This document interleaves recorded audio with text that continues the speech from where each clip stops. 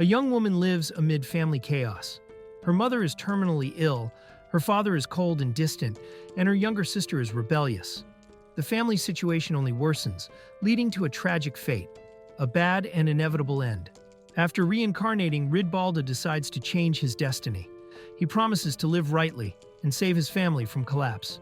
Using his new powers, he impresses his younger sister and earns respect. Determined, he declares that he will change the future. During a work break, Kanda recalls that a colleague recommended an anime game to him days ago. He had agreed to try it, though with some hesitation.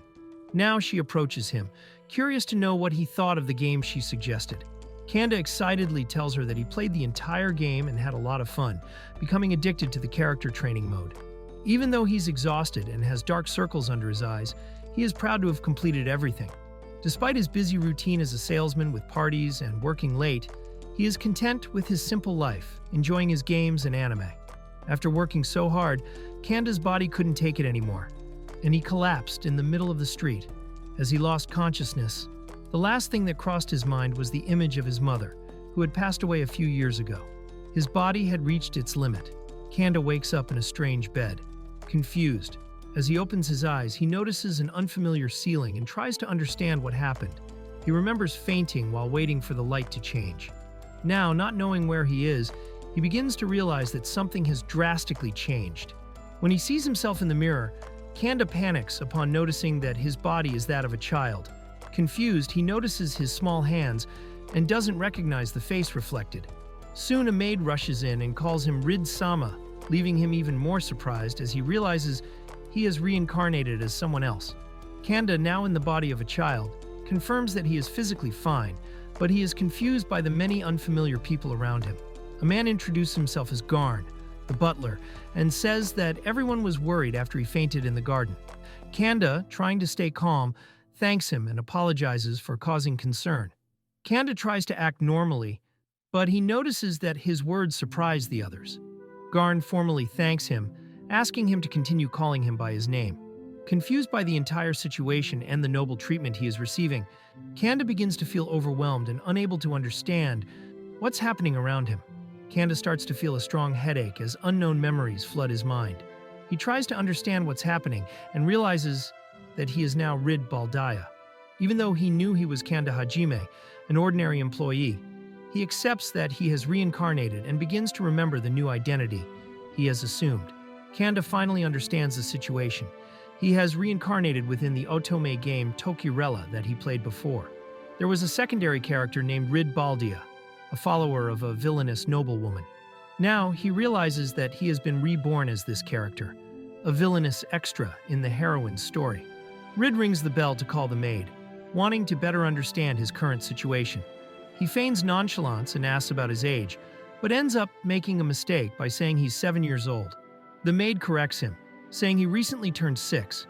Realizing his blunder, Rid tries to cover it up, but he begins to feel the difficulty of maintaining his new identity. Rid takes the opportunity to ask about the country and his family. The maid explains that they are in the Magnolia Empire, near territories of other races. He lives with his father Rainer, mother Nunnally, and younger sister Melody. The Baldia family is noble but neutral in political disputes. With all the information, Rid confirms he has indeed reincarnated in the world of the game Tokarella. Rid tries to be kind to the maid, but notices she is afraid of him. Confused, he begins to question the behavior of the former Rid. Suddenly, strong and intense memories take over his mind, causing him to fall to the ground, gasping as everyone around him runs in fear, calling for him. Rid realizes that his former self probably mistreated others, which explains the maid's fear. With a gentle smile, he apologizes and asks her name. She introduces herself as Danai, and he compliments her, saying it's a beautiful name. Rid's sweet demeanor surprises and moves her, and she responds eagerly that it will be a pleasure to serve him. In the morning, Danai wakes Rid with an excited smile. Still a bit sleepy, he freezes when he sees her so close in her maid uniform. When she offers to help him get dressed, he hurriedly refuses, embarrassed and trying to hide that he was mesmerized by her appearance. During breakfast, Rid is impressed by the luxury of noble life, but finds it strange to be alone at such a large table. When he asks where the others are, Garn explains that his father is in the capital. His mother is sick and resting, and his younger sister is elsewhere in the mansion. Rid plans to visit Melody later to see how she's doing. Rid goes to his mother Nunali Baldia's room, accompanied by Danai. He thinks about the fact that in the game his mother was not even mentioned by name, which makes him curious about who she really is. As he reaches the door, he feels a slight nervousness about what kind of person he will find. As he approaches the door to his mother's room, Rid feels an odd discomfort, as if his body is rejecting the place. Danai comments that he has avoided visiting her since she fell ill, which surprises him. He himself feels as if he hasn't seen her in a long time. The feeling that something happened between them lingers in the air until a voice from the other side of the door calls him to enter. Upon entering the room, Rid is greeted with a gentle smile from his mother, Nunali Baldia. Lying in bed, she expresses her happiness at seeing him, showing sincere affection despite the time they've been apart. Seeing his mother's smile, an intense wave of emotions suddenly overwhelms Rid. He is struck by unknown feelings and ends up kneeling, not fully understanding what happened. With misty eyes, he wonders what it means, clearly touched by something deep tied to the past relationship between Rid and Nunali. When he sees his mother coughing, Rid rushes to her, asking if she is okay. Nunali reassures him, saying she is happy to see him. She thanks him for the visit and feels relieved to know he's okay after fainting in the garden. With a calmer and more affectionate atmosphere, they exchange sincere words, trying to make up for the time they've been apart. Rid smiles confidently and says that everything is fine, proudly stating that he is the son of the Marchioness and Marquis. He bids her farewell with affection, promising to visit her again. Nunali smiles back, visibly happy with her son's change in attitude. As he leaves, Rid thinks that if he has Garn by his side, he can handle everything from here on out. Determined to understand his mother's condition, Rid presses Garn to tell him about Nunali's illness. Despite the insistence, Garn initially refuses. But upon seeing Rid's seriousness and firmness, he gives in, asking him to keep the secret before revealing the truth behind the illness. Garn finally reveals the name of the disease, Mana Deficiency Syndrome.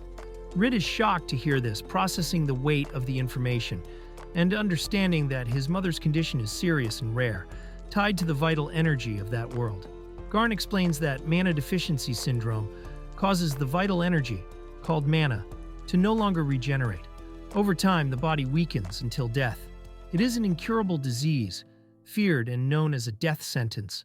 Rid realizes that this condition is the same one from the game Tokarella, and decides to go to the mansion library to find more information, knowing that the books in his room are insufficient. Rid meets Melody, his younger sister, who appears curious and shy. She asks if she can stay with him, and if he won't be mad. Surprised by her sweetness, Rid smiles and invites her to join him, even offering to read an illustrated book together. Their connection begins to strengthen. Melody becomes excited when she hears that Rid will read to her and quickly runs to close the door as he asked. Sitting together, Rid begins reading a children's book aloud, and Melody listens, enchanted. The moment is simple, but full of affection, showing the sibling bond growing with lightness and care. As Rid spends time with Melody, his memories begin to return. He remembers that when his sister was born, he adored her and was filled with joy. But after their mother fell ill, something changed. His anguish and fear turned into anger, some of which was directed at Melody. Now he understands that he was just a child trying to protect his own heart, spreading his anxiety without realizing it. Rid recalls how the distance between him and Melody grew over time, to the point where they no longer shared meals. Now sitting together, he apologizes. Melody responds lightly, changing the subject by saying that he shouldn't sleep in the garden. They laugh together, exchanging affectionate teasing, and Rid realizes how smart and lovable Melody is. The bond between them begins to heal.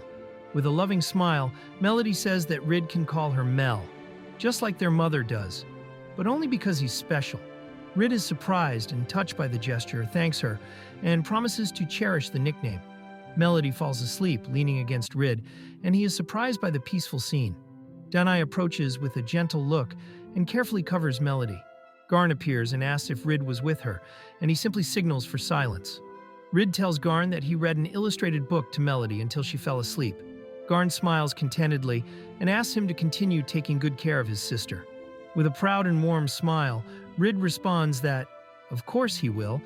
After all, she's his little sister. Garn comments that since Rid fainted in the garden, he seems like a completely different person.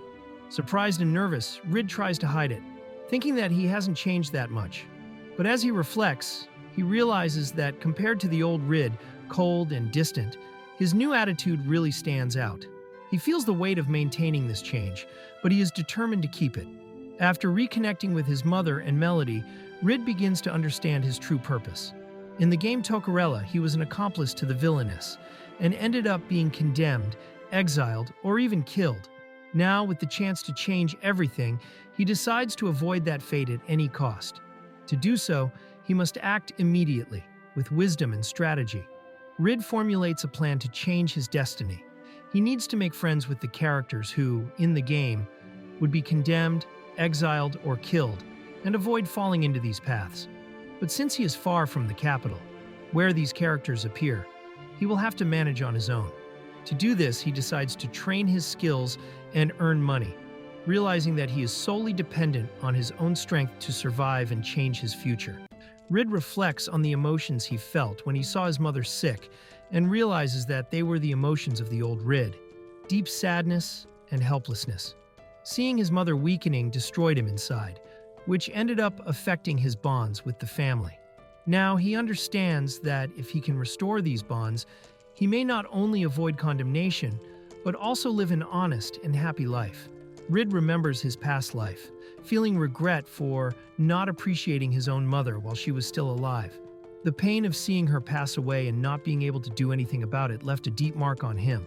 Now, determined not to repeat this mistake, he vows never to carry such regret again. With determination and a firm heart, Rid decides that he will save his mother at any cost. With a book in hand, he prepares to start searching for information on possible treatments. Full of conviction, he promises he will find a cure. Rid presents himself proudly. Now reincarnated as a handsome young man with silver hair and purple eyes, he discovers that he has an impressive ability. He can memorize every book he reads, word by word. With this talent, he feels ready to face any challenge. While studying in the library, Rid comes across a book with familiar information: plants, gems, and minerals that also existed in his past life. He realizes that he can use this knowledge to make money and fund his plans. Excited by this possibility, he begins to devise strategies, but his attention is interrupted by the news that his father, Rainer Sama, has returned. Rid prepares for an important moment: his reunion with his father, Marquis Rainer Baldia, since his reincarnation. With his heart racing, he heads to the room where his father awaits. Although nervous, he is determined to talk to him about something important. Rid replies to his father that he is fine now, despite having fainted in the garden. Seriously, he sits down and says he has two important questions to ask. His father, attentive, encourages him to speak. Rid then prepares to make his first request. Rid makes his first request to his father. He wants permission to learn magic and martial arts while studying. He recalls that in the original game, Rid was a weak character at first, but with intense training, he could become absurdly powerful, even able to use all types of magic. Despite being a background character, Rid stood out in free mode, which led the protagonist to use him in challenges. Rid firmly states that he wants to get stronger to help his mother. Even though he hesitated when he saw her so weak, he realized that lamenting wouldn't solve anything. With this, he convinces his father that he is mentally prepared to train in magic and martial arts. After getting approval to train in magic and martial arts, Rid makes his second request. He wants funds that he can use freely. He says he has many product ideas and wants to bring them to life. His father, surprised, questions whether he truly wants sponsorship without presenting a proposal. Rid bets on the father-son bond and his enthusiasm to convince the Marquis to invest in him.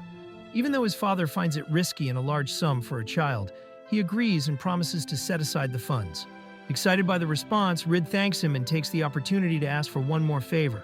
Rid asks his father that they start having meals together, saying it's a shame that neither he nor Mel have much contact with him. His father reacts surprised but considers the idea. In the end, we see Rid and Mel together at the table, smiling, showing that relationships are starting to improve. During the family meal, his father asks his daughter if he can also call her Mel, the affectionate nickname. Melody is completely surprised and drops her utensils. The situation leaves the room silent as everyone at the table watches in anticipation of her reaction. Melody firmly shouts that her father cannot call her Mel, saying that only her mother and brother can do that. The reaction catches everyone by surprise. Her father looks visibly affected, while the maids try to hold back laughter. To lighten the mood, Rid changes the subject and says that he wants to inspect the territory. His father responds with a very well and orders a carriage to be prepared. Rid becomes excited when he learns that he will have a night escort and thanks them. The two assigned to accompany him introduce themselves, Rubens and Diana. Inside the carriage, Rid observes the landscape and comments that the Baldia territory is called borderland because it is far from the capital, but has plenty of fertile land, which favors cultivation and trade. He remembers that the idea of planting olive trees came from his father. Rid looks out the window of the carriage and comments that, despite being called borderland, the region is not desolate. Diana warns that they will soon arrive at their destination.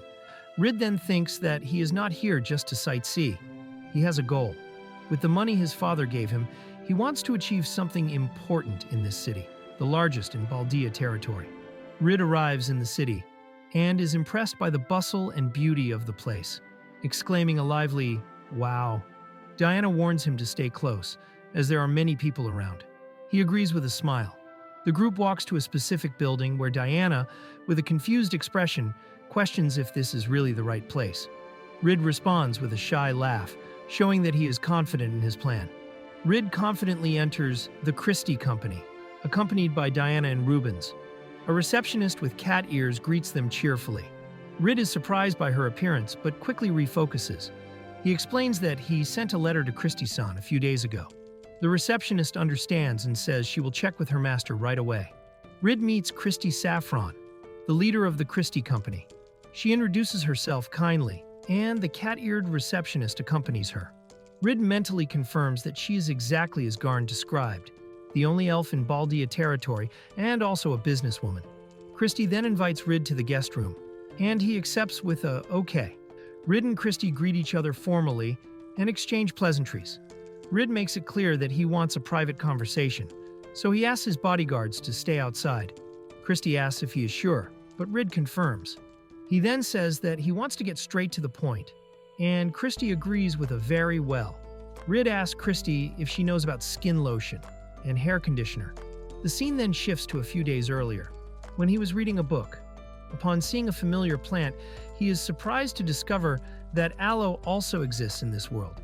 He comments on lotions made from aloe and wonders if these products exist here.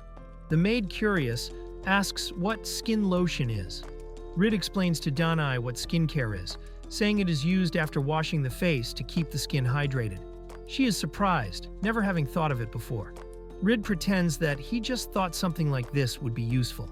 Later, he looks at the field and thinks about the large amount of aloe growing near the mansion, remembering that it even heals wounds.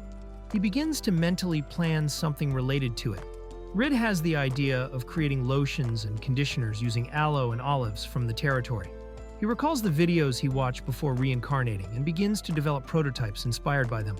When he presents everything to Christie, she confirms that she has never heard of something like this, reinforcing that it is a new and promising idea. This excites Rid to continue with his plans. Rid eagerly reveals that he brought the prototypes with him, surprising Christie. She is impressed that he has already developed the products and, curious, asks to test them. Rid allows her without hesitation, and she begins to apply the lotion to her hands with care. Christie tests the product and is amazed, enthusiastically praising it. She repeats several times that it is very good and becomes emotional, saying she had been worried about her dry skin for some time and never imagined something like this could exist. Excited, she affirms that the product will sell very well. Rid smiles, happy that she liked it. After testing the product, Christie becomes excited and asks for it to be marketed. Rid leaves the conditioner with her and says he still has many ideas to make money. Then they discuss their next plans. Rid asks Christie to look for 2 medicinal ingredients used to treat mana deficiency: root grass and moonlight grass. Christie recalls how she doubted the content of the letter she received, thinking it was absurd that a child would make such a serious business proposal.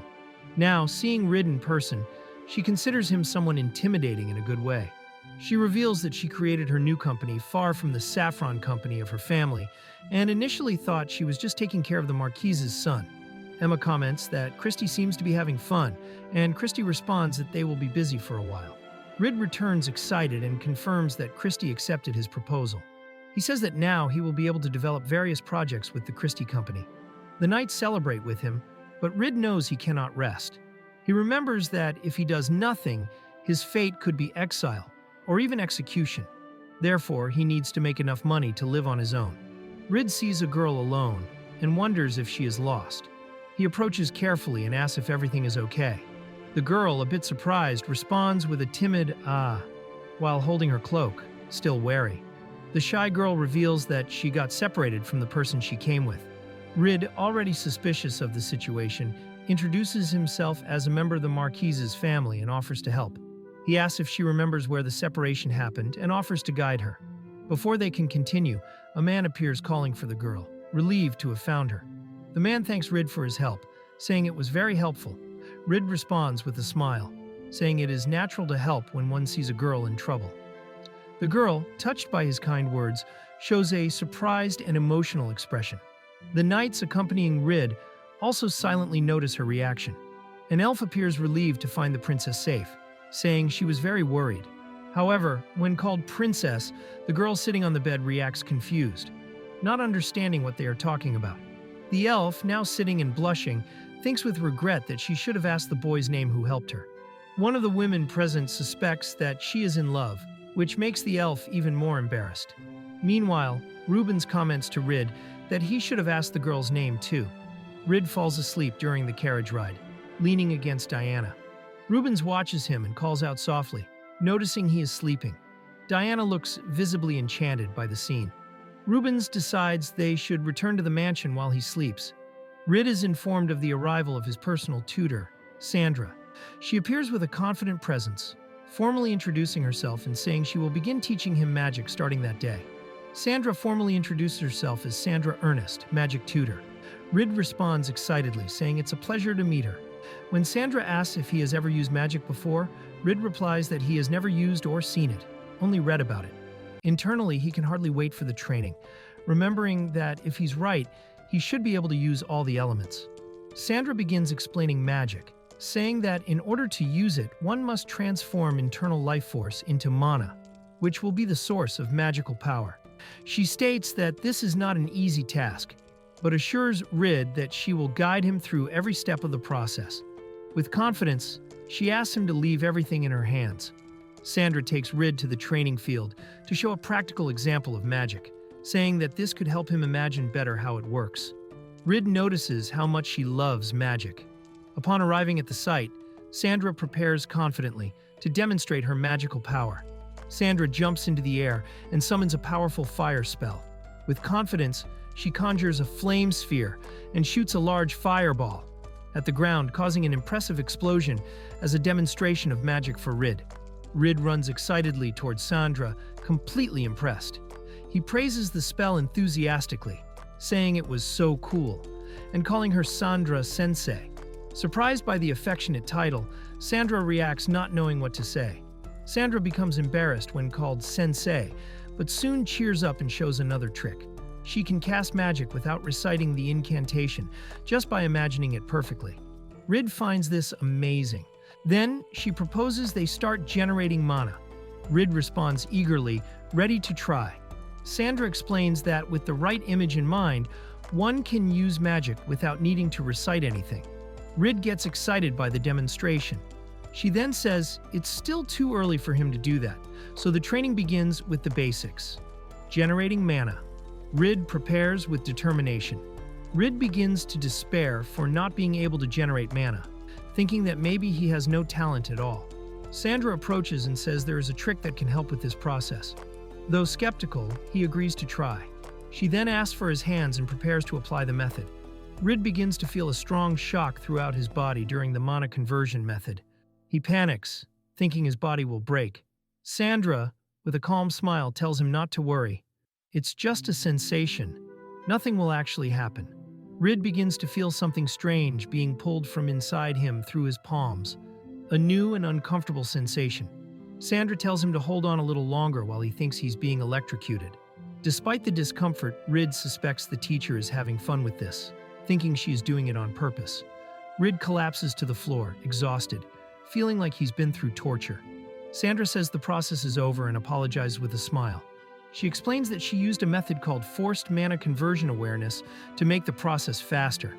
Rid is outraged that she didn't warn him how intense it would be beforehand. Rid calls Sandra a sadist for doing it on purpose, but she just enjoys herself. Now that he is aware of the mana source inside him, Sandra explains how to convert vitality into mana. With more confidence, Rid begins to follow the steps. Feel the source, try to convert it, and focus on compressing it with force. Exactly as she instructed, Sandra guides Rid to move the mana to his fist. Imagine the desired spell, and remember the fireball she demonstrated earlier. He follows the steps seriously, focusing the mana in his hand and visualizing the spell with total focus, determined to create his own fireball and hit the target. Rid casts his magic confidently, shouting, "Fireball!" while forming a powerful flame sphere. The energy flows forcefully through the hall, surprising Sandra, who watches with a shocked expression. Rid celebrates excitedly that he managed to cast the spell, calling for Sandra. She explains that normally it's difficult, even after learning to convert mana. However, she is impressed by his ability, saying that his imagination is incredible and that he might be a genius. Rid becomes excited seeing that all his fireball shots hit the target. He even tries to cast the magic without chanting the incantation, and succeeds. Sandra is stunned and calls him a genius. However, he soon runs out of mana and admits that he got too excited. They then decide to go study. Rid asks if there's a way to recover mana, but Sandra explains that for now, it can only be recovered naturally. Even though several countries have tried to create something for this, no one has succeeded yet. She also explains that the more mana is used, the larger the reserve becomes. She then starts explaining the two types of magic.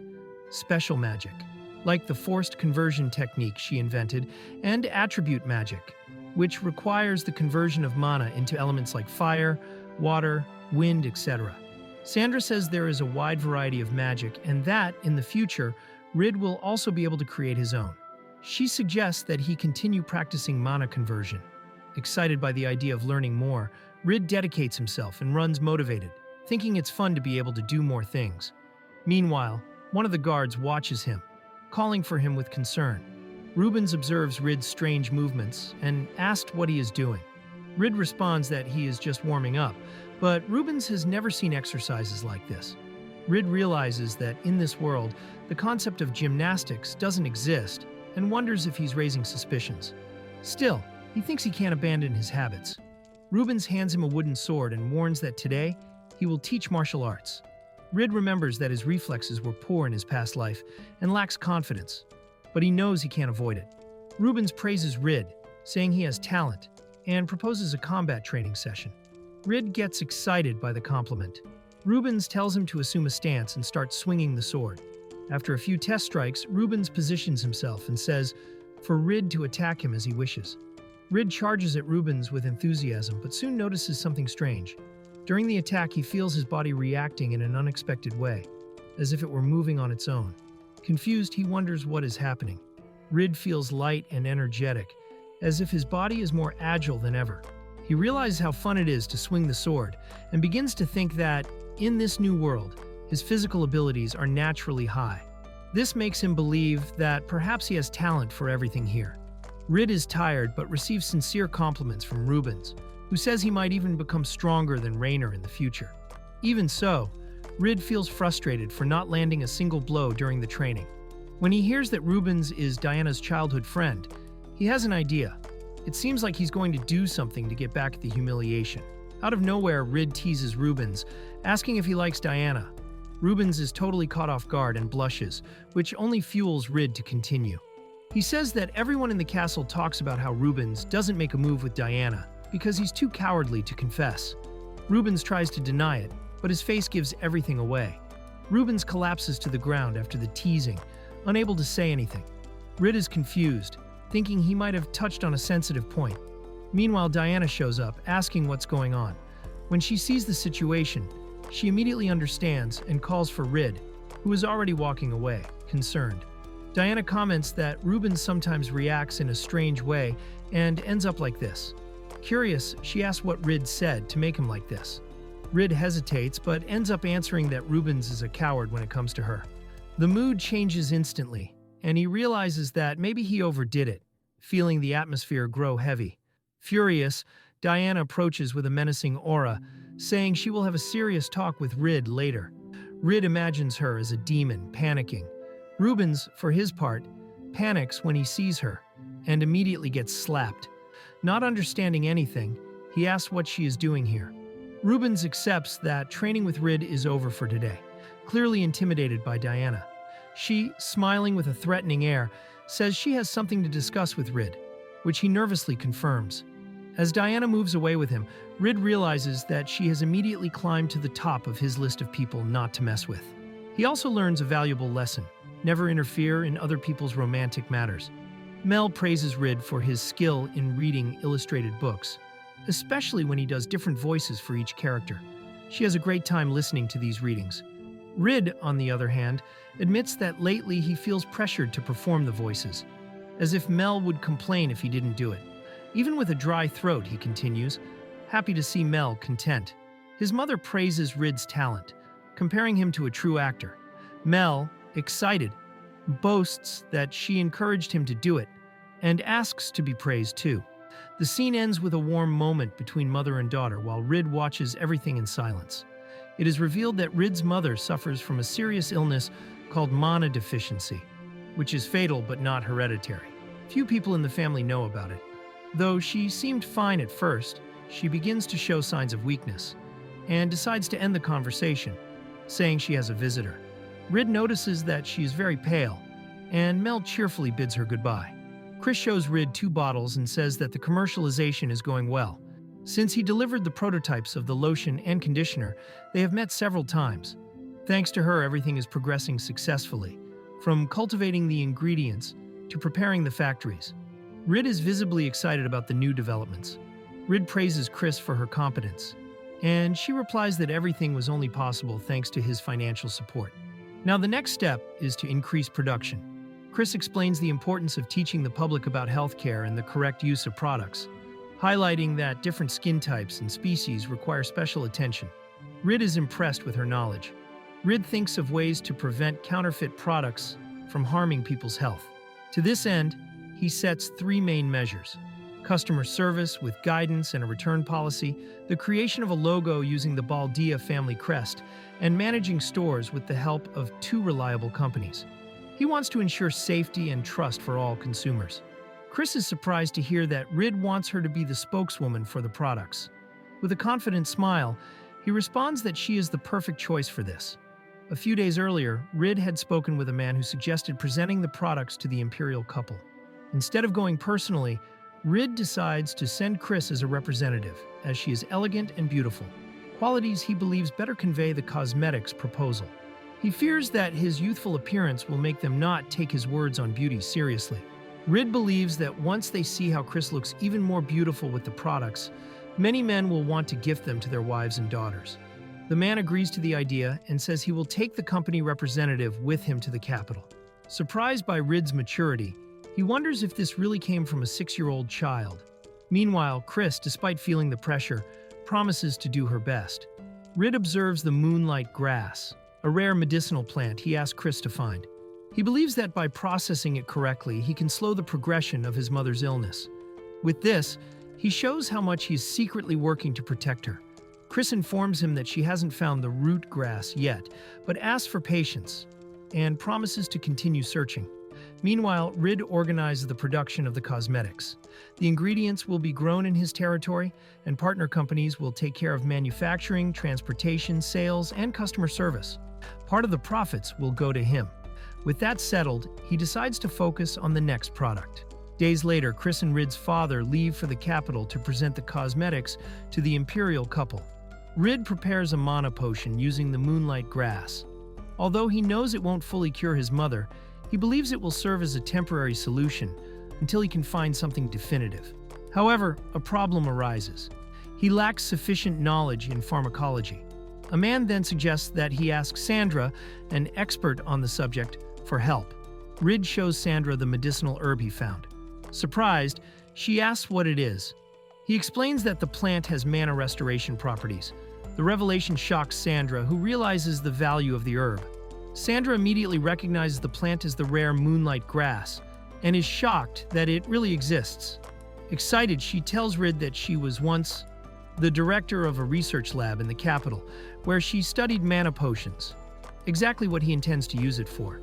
Rid is surprised by the coincidence. Sandra recalls her past in the capital, where she was appointed director of a lab due to her passion for magic and her vast knowledge. She worked with elite mages to develop a mana potion. However, something strange happened. Supplies that should have arrived the previous week still hadn't, raising suspicions. Sandra realizes that delays have been repeating and fears another disruption in the research, especially with the announcement of progress approaching. She decides she'll need to adjust the formula and races against time. Along the way, she bumps into a woman, quickly apologizes, and continues, while another person observes the scene with suspicion. Sandra is confronted by an arrogant noblewoman who mocks her presence, insinuating she is as bothersome as a rat. Meanwhile, Sandra reflects on the disdain some nobles have for her, particularly because she hired people without considering their social position. Realizing the root of the hostility, she understands that she is the target of envy and resistance. With the lack of results in the research, many began abandoning the project, and Sandra, assuming the blame, decided to resign from the lab. As she couldn't fulfill the Imperial order, she faced severe criticism. Some even suggested her execution. Fearing retaliation, her own family disowned her. Without support and direction, she hit rock bottom, until something changed. At the moment Sandra was lost, Marquise Raynor took her in as a tutor. He extended a helping hand, giving her a chance to restart. With that, she managed to rise again. And now she is here, firm and determined to move forward. Rid realizes that he might have caused Sandra to relive painful memories by asking for help with the research that ruined her career. Still, he reveals his true reason. His mother suffers from mana deficiency, and there is no cure. He wants to create a potion to buy time and save her life. With sincerity, he asks Sandra to help him in this mission. With sincerity and determination, Rid looks into Sandra's eyes and says he needs her.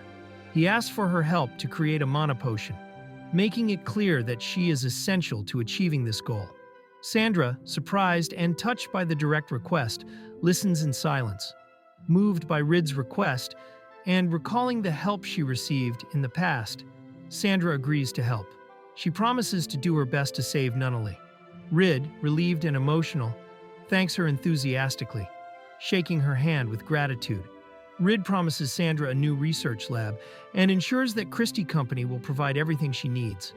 Excited, she dedicates herself to the work with determination. Sandra recalls that even when she worked in the capital, they never managed to obtain the moonlight grass, even though they knew it was the key ingredient. There was no remaining information about the plant in the old lab, but now she has a chance to restart. While working, something important crosses her mind, and she calls for Rid. With a confident smile, Sandra tells Rid that he can call her Sandra when they talk, but he must call her Sandra Sensei during lessons. Proudly, she holds the moonlight grass, while Rid smiles, finding humor in the situation. The atmosphere between them lightens and becomes friendlier. Rid imagines that his father and Chris must be facing difficulties in the capital. Meanwhile, the scene changes to show Chris visibly tense and surrounded by soldiers, indicating that the situation there is indeed not easy. A woman from the capital praises the lotion and conditioner, saying they are wonderful. She then proposes to buy the production rights and the formula for the Magnolia Empire. Chris, surprised and concerned by the proposal, urgently calls for Rid. During a pause in their journey, Raynor informs that they are about to arrive in the capital and warns Chris about the dangers of the place, asking her to be careful with her posture. Even aware of the risks, Chris shows excitement and determination, seeing the situation as a unique opportunity to prove her worth as a businesswoman. She enthusiastically envisions the success she can achieve. Chris observes the capital from above, amazed by its grandeur. Even though she has visited before, the city always impresses. The sight is so overwhelming that she can hardly put it into words. It is simply breathtaking. Chris looks at the grandeur of the capital of the Magnolia Empire, which is surrounded by 2 layers of walls. Near the castle are the noble neighborhoods, protected by high walls and a moat. Beyond these walls is the common city. While Raynor has already advanced, Chris and the other girl wait for the carriage inspection. Impressed, she comments that not even the elf capital's this big. The guards interrupt Chris and her companion for a thorough inspection upon learning they have something to present to the Imperial Majesties. Chris is nervous, but Rainer intervenes quickly, ensuring that they are trustworthy people. With this, the guards authorize their entry, and the group moves into the castle. As they walk through the castle, Rainer comments that the guards act on behalf of Count Roland and were probably trying to investigate Chris's products. He admits he didn't explain this earlier and takes part of the blame. Chris promises to be more careful next time. Soon, they are interrupted by someone who recognizes Rainer with a provocative tone, drawing attention with a loud ahem. Count Roland unexpectedly appears, greeting Rainer with false politeness and commenting on the coincidence of meeting him here. He then feigns surprise upon noticing Chris's presence and asks who the beautiful lady beside him is. Chris introduces herself politely as Christy Saffron, while Roland, with a suspicious smile, says he has already heard of her. Count Roland teases Chris with a mocking smile, mentioning rumors that she was disinherited and left the Saffron Company. He then attacks her companion in a racist manner, implying it's typical for her to associate with a foolish woman. Chris tries to stay calm while the other girl becomes visibly uncomfortable with the humiliation. Roland watches their reactions with a provocative air. Chris realizes that Roland intentionally used the term beasts to provoke. She knows that calling the beastmen this way is offensive, and although she doesn't care about what they say about her, she won't accept Emma being insulted. Determined, she prepares to respond directly to the Count. Rainer scolds Count Roland, telling him he has gone too far with his provocations, especially with people who are here for an audience with the Majesties. Under pressure, Roland backs off and pretends to apologize before leaving. Later, in a room, Rainer explains that this man is Count Roland Galliano, someone obsessed with power and money. Emma apologized to Chris for causing trouble, but Chris reassures her, saying she did nothing wrong. The situation with Count Roland had a direct consequence. He was permanently banned from any dealings with the Christie Company. Soon, a servant appears to guide them to the Imperial Majesties, stating that they are fair people. Chris takes a deep breath, realizing that the moment has finally arrived. In the imposing audience hall, filled with nobles gathered, Chris and Emma finally come face to face with Emperor Arwen Magnolia and Empress Consort Matilda Magnolia. The Emperor greets them politely, apologizing for the wait. The moment is solemn, marking the beginning of a decisive meeting. Rainer formally introduces himself before the Emperor and apologizes for always having to travel to the castle. The Emperor, curious, asks who the young woman accompanying him is. With a respectful bow, Chris introduces herself as Christy Saffron, daughter of Baron Martin Saffron of the Kingdom of Astoria. The Emperor reacts with interest upon hearing her name. The Emperor comments that he has heard of Chris's connection with the Saffron Company, but is surprised to learn that she is also the daughter of a baron. Chris explains that her father's title was recently granted. This makes Count Roland realize that he treated her with less respect than he should have, visibly uncomfortable. The Empress, impatient, asks to see what they brought, ending the tension with a touch of authority. Chris presents the products to the Imperial couple, the lotion and conditioner that she uses herself. While the men show little interest, the Empress, her ladies-in-waiting, and the maids are curious. Impressed by Chris's hair, one of them even asks to touch it, and she allows it with a confident smile. The Empress touches Chris's hair and is enchanted by its softness and shine. Admiring it, she comments that she has never seen hair so silky before. Chris elegantly offers the lotion for her to try as well. The Empress acknowledges the value of the product, saying that only women could understand its true importance. Count Roland tries to interrupt, claiming that the product is dangerous, but the Empress cuts him off coldly, making it clear that she didn't ask for his opinion and that she is speaking with Christy. Roland gets irritated, but the Empress ignores him and continues praising the lotion, saying that it is excellent for dry skin. With an amused smile, she jokingly asks if Christy plans to win over all the women in the castle. The Empress praises the gift, saying it is one of the best she has ever received. She seems enchanted by the sensation on her skin.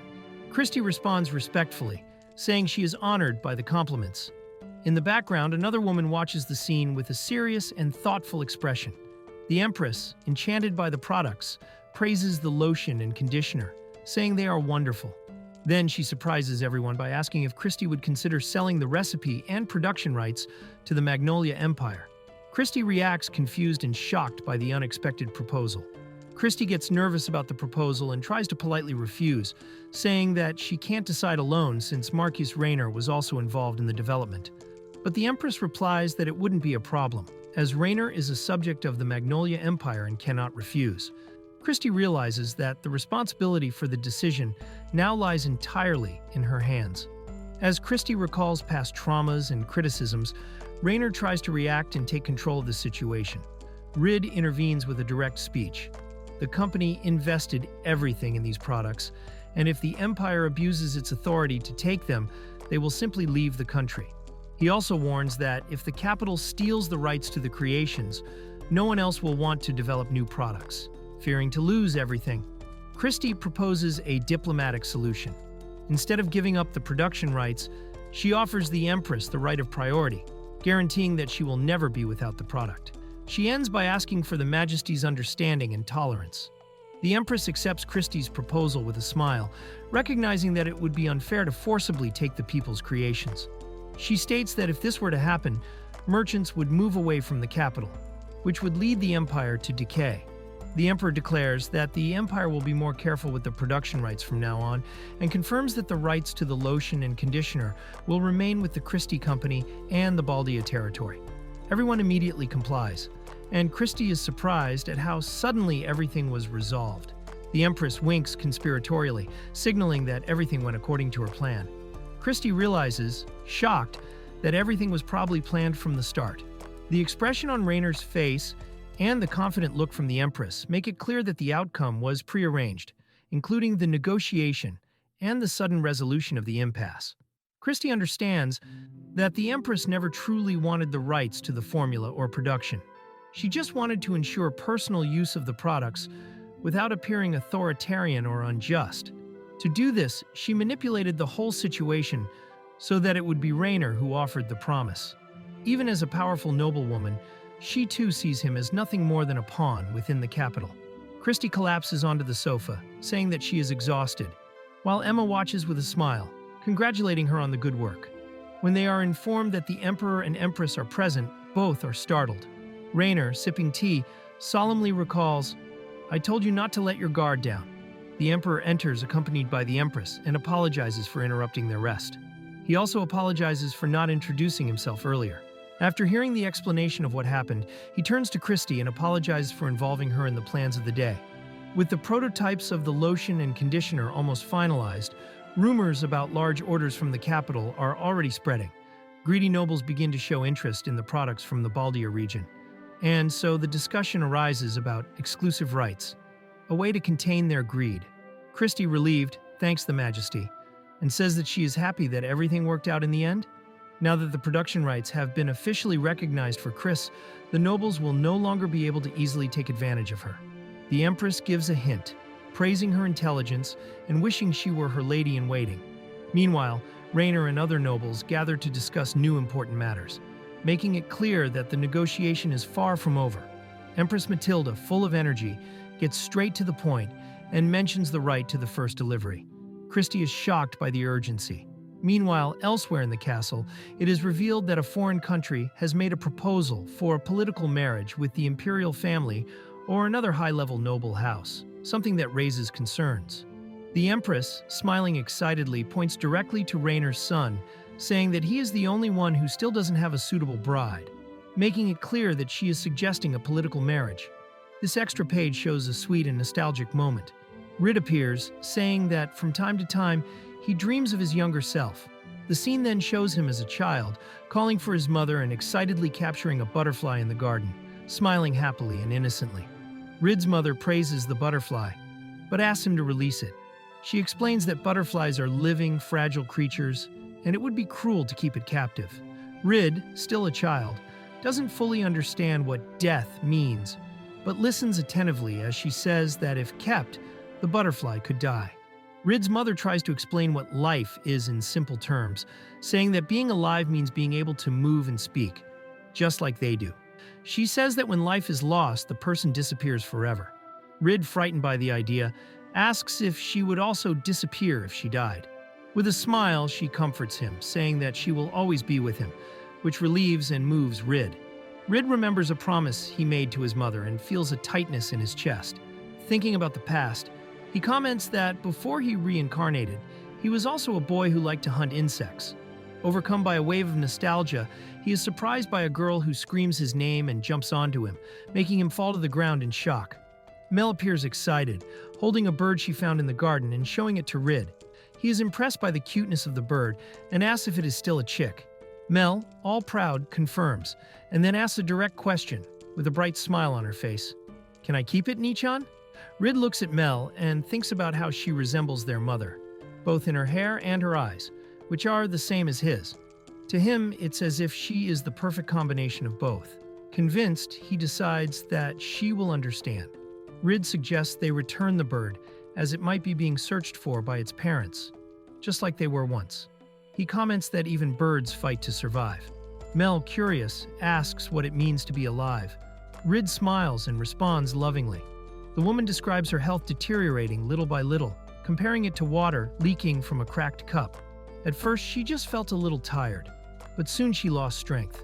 The illness came without warning, and now she can no longer get up on her own. In silence, she wonders if there's anything she can do to improve her fragile body. The woman struggles to bear the pain and emptiness she feels daily. Since she fell ill, she tries her best to ignore this feeling and just go through the day until she can sleep. The mornings are the worst. Thinking about how the illness also affects her children eats her up inside. Rid was outraged when he found out she was dying and started taking it out on others, while Mel cried constantly, even trying to stay calm. Inside, she was in complete despair. Rid changed. He is calmer now and even seems like an adult when he talks. His mother notices Mel's happiness, as she comments excitedly that her brother read a book to her. Despite losing control in the past, Rid has recovered and has become the strength that guides the family. This gives his mother a new reason to keep fighting. With a determined smile, Nunnally declares that she will not give up. She promises to fight against the illness and win, motivated by her love for her children. Even though she is weak, her heart is strong. She wants to stay alive for them. Rid enjoys the pleasant atmosphere and ends up napping outside. Upon waking up, he feels guilty for resting while his father and Chris are busy. Determined, he decides to practice his magical attributes, just like he did in the game, committing to work harder. Rid reflects that the current world is very similar to a game he played in his past life. Needing money, he ended up creating cosmetics that were presented to the Imperial family, something that never happened in the game. He realizes that by living his own life, new paths might open. Excited, he heads to a safe area and decides to test his magical attributes, starting with the fire element. Rid tests his powers in front of a large crystal and confidently confirms that he can use all the magical attributes. Rid decides to name his spells simply, using the attribute as the base, such as Fire Lance or Lightning Lance. He also prepares to react quickly in case of a surprise attack. Rid casts his spell firmly, invoking the powerful Fire Lance, which explodes forcefully when it hits the ground. Rid finishes his training, satisfied with the result. But he is soon startled when he realizes that Mel was watching everything. She runs excitedly, praising the magic she saw come from his hand, leaving Rid surprised and embarrassed. Rid asks Mel to keep the magic she saw a secret. To convince her, he promises to read her favorite picture book. Mel is thrilled and asks why he wants to hide something so beautiful. Still, she agrees, but soon asks him to show it again, excited. Rid thinks that if everyone finds out, he will definitely stand out too much. Rid receives a letter from Chris, who went to the capital. Upon opening it, he finds a chaotic summary. Chris mentions that Empress Matilda is crazy, that Raynor set her up, that Count Roland has been banned from business, and ends with "I'm in danger." Rid thinks it all seems a bit rude and is curious about what really happened. Soon after, he is called to his lessons, where he learns that to use attributes, one needs aptitude for them. During the lesson, the teacher asks if special magic requires special aptitude. Rid, unsure, shouts that he has no idea, and she praises his honesty. She explains that with enough training, anyone can inherit or even create their own special magic. This excites Rid, who begins imagining the possibilities of creating a magic of his own. Rid asks if special magic also needs a clear image, just like offensive magic. The teacher confirms and explains that creating or inheriting this type of magic requires much more mana and an even clearer image. Also, only the original creator can transfer special magic to someone else. In any case, without enough mana, it's impossible to use such a spell. Rid comments that the moonlight grass has mana-restoring properties. Now, the challenge is figuring out how to extract and concentrate that power. The teacher gets excited about the discovery and starts imagining what the final product could be, whether it would be a drink or injection. She gets so excited that she decides to run off to create prototypes, leaving Rid alone and frustrated by the sudden cancellation of lessons. As he walks under a stormy sky, Rid starts wondering if he could create an original spell, as long as he had enough mana. But soon a doubt arises. How could he measure the amount of mana he possesses? He imagines that maybe there is some spell or tool for this, as lightning illuminates the sky, highlighting the atmosphere of uncertainty. Rid runs home through a heavy rain, completely soaked. As soon as he enters, the maids are startled to see him in that state and quickly mobilize. One runs to fetch a towel, while others rush to prepare a hot bath, worried that he might catch a cold. Even though he is wet, Rid tries to keep a good mood and apologizes for arriving like this. Even though he says that simply changing clothes would be enough, Rid is forcibly taken by the maids, who are determined to warm him up properly due to the previous trauma in the garden. He tries to argue, but they ignore him and drag him to the hot bath. Rid relaxes in the bathtub, relieved to finally take a proper bath after so long. He comments that, in this world, people normally only clean themselves with warm cloths, so a full bath is considered a luxury. He is also surprised that they managed to set up the bathtub right in the middle of his room. While relaxing in the bathtub, Rid begins thinking about the cost of the bath and the amount of hot water used. Reflecting on units of measurement, like liters, grams, and meters, he realizes that they are the same as in his previous world. With this, he gets an idea and becomes excited, believing it could work for something he's planning. Rid walks determinedly to the courtyard while holding a measuring cup, which he received from a butler.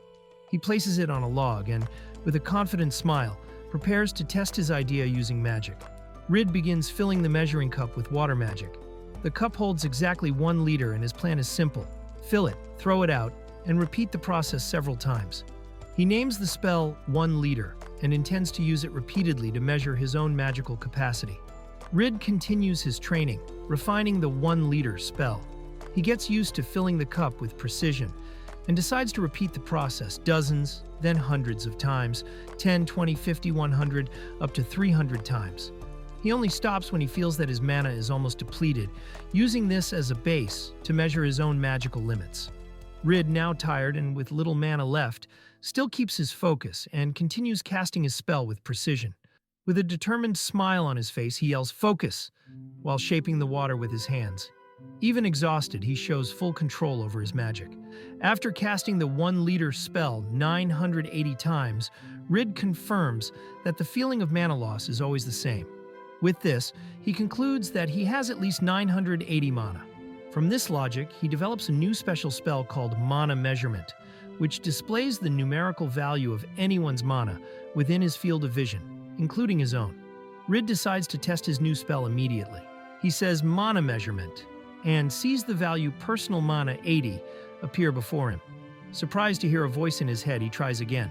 But when he looks at another person, nothing happens. The spell only worked on himself so far. Rid gets excited to hear the spell's voice again and celebrates his success.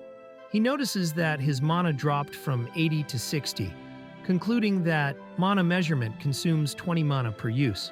Thinking about his mother, he sees the spell's usefulness. When she receives the mana-restoring potion, he will be able to check if the effect is really working. Rid walks confidently, holding the cup used in his training, looking ahead with determination. With a smile on his face, he proudly states that he has taken another step toward his goal. The boy explains that he was curious about the amount of mana required to cast a spell. That's why he ended up creating his own special magic called Mana Measurement. The woman, surprised and indignant, asks how he managed to do that, and criticizes his way of thinking, saying it's far from common sense. She seems not to believe what she's heard and tries to understand the scale of what he's done. Rid explains how he created his Mana Measurement magic, inspired by water measurements. He made a spell that released exactly 1 liter of magic and used that as a base. Sandra is surprised by the idea and realizes that he also has an aptitude for water magic. However, she seriously warns Rid, if anyone finds out about this magic, he could be forced to work in a laboratory for the rest of his life. She advises him never to tell anyone. Rid, on the other hand, thought Sandra would be more excited about his invention. Rid questions why he would be forced to work just for creating this magic. Sandra then explains that while some researchers can produce mana, most ordinary people can't even generate or use magic. She says that anyone who has such refined control as he does is either a genius or someone who has trained a lot. Rid begins to understand the gravity of the situation and how his ability is rare and impressive. Rid reflects on how magic, despite seeming essential in this world, is actually used in few fields, like the military and research. He thought it was strange not to see anyone using magic in the mansion, but now he understands that most people simply can't use it. Realizing how rare it is, Rid feels it's a waste, since he expected magic to be something common in a fantasy world. Sandra explains that even if she thought of a spell to produce a liter of water, she wouldn't be able to cast it, as she doesn't have the water attribute, which frustrates her greatly. She then states that Rid is an out-of-the-norm prodigy, capable of doing what even she cannot. Rid acknowledges this, but wonders why Sandra, who is so skilled in mana conversion, wasn't forced to work in the capital like he would be. He realizes she is even more talented than he imagined. Sandra confirms with a smile that she was once chosen as the director of a research lab in the capital. This answers Rid's question of why she, despite being so skilled, wasn't forced to work there. She already held that position in the past. Sandra recounts that she was called to the capital because she was a genius, but was eventually pushed out due to envy. Still, she takes pride in her skill. Rid realizes that she had expected him to do something impressive.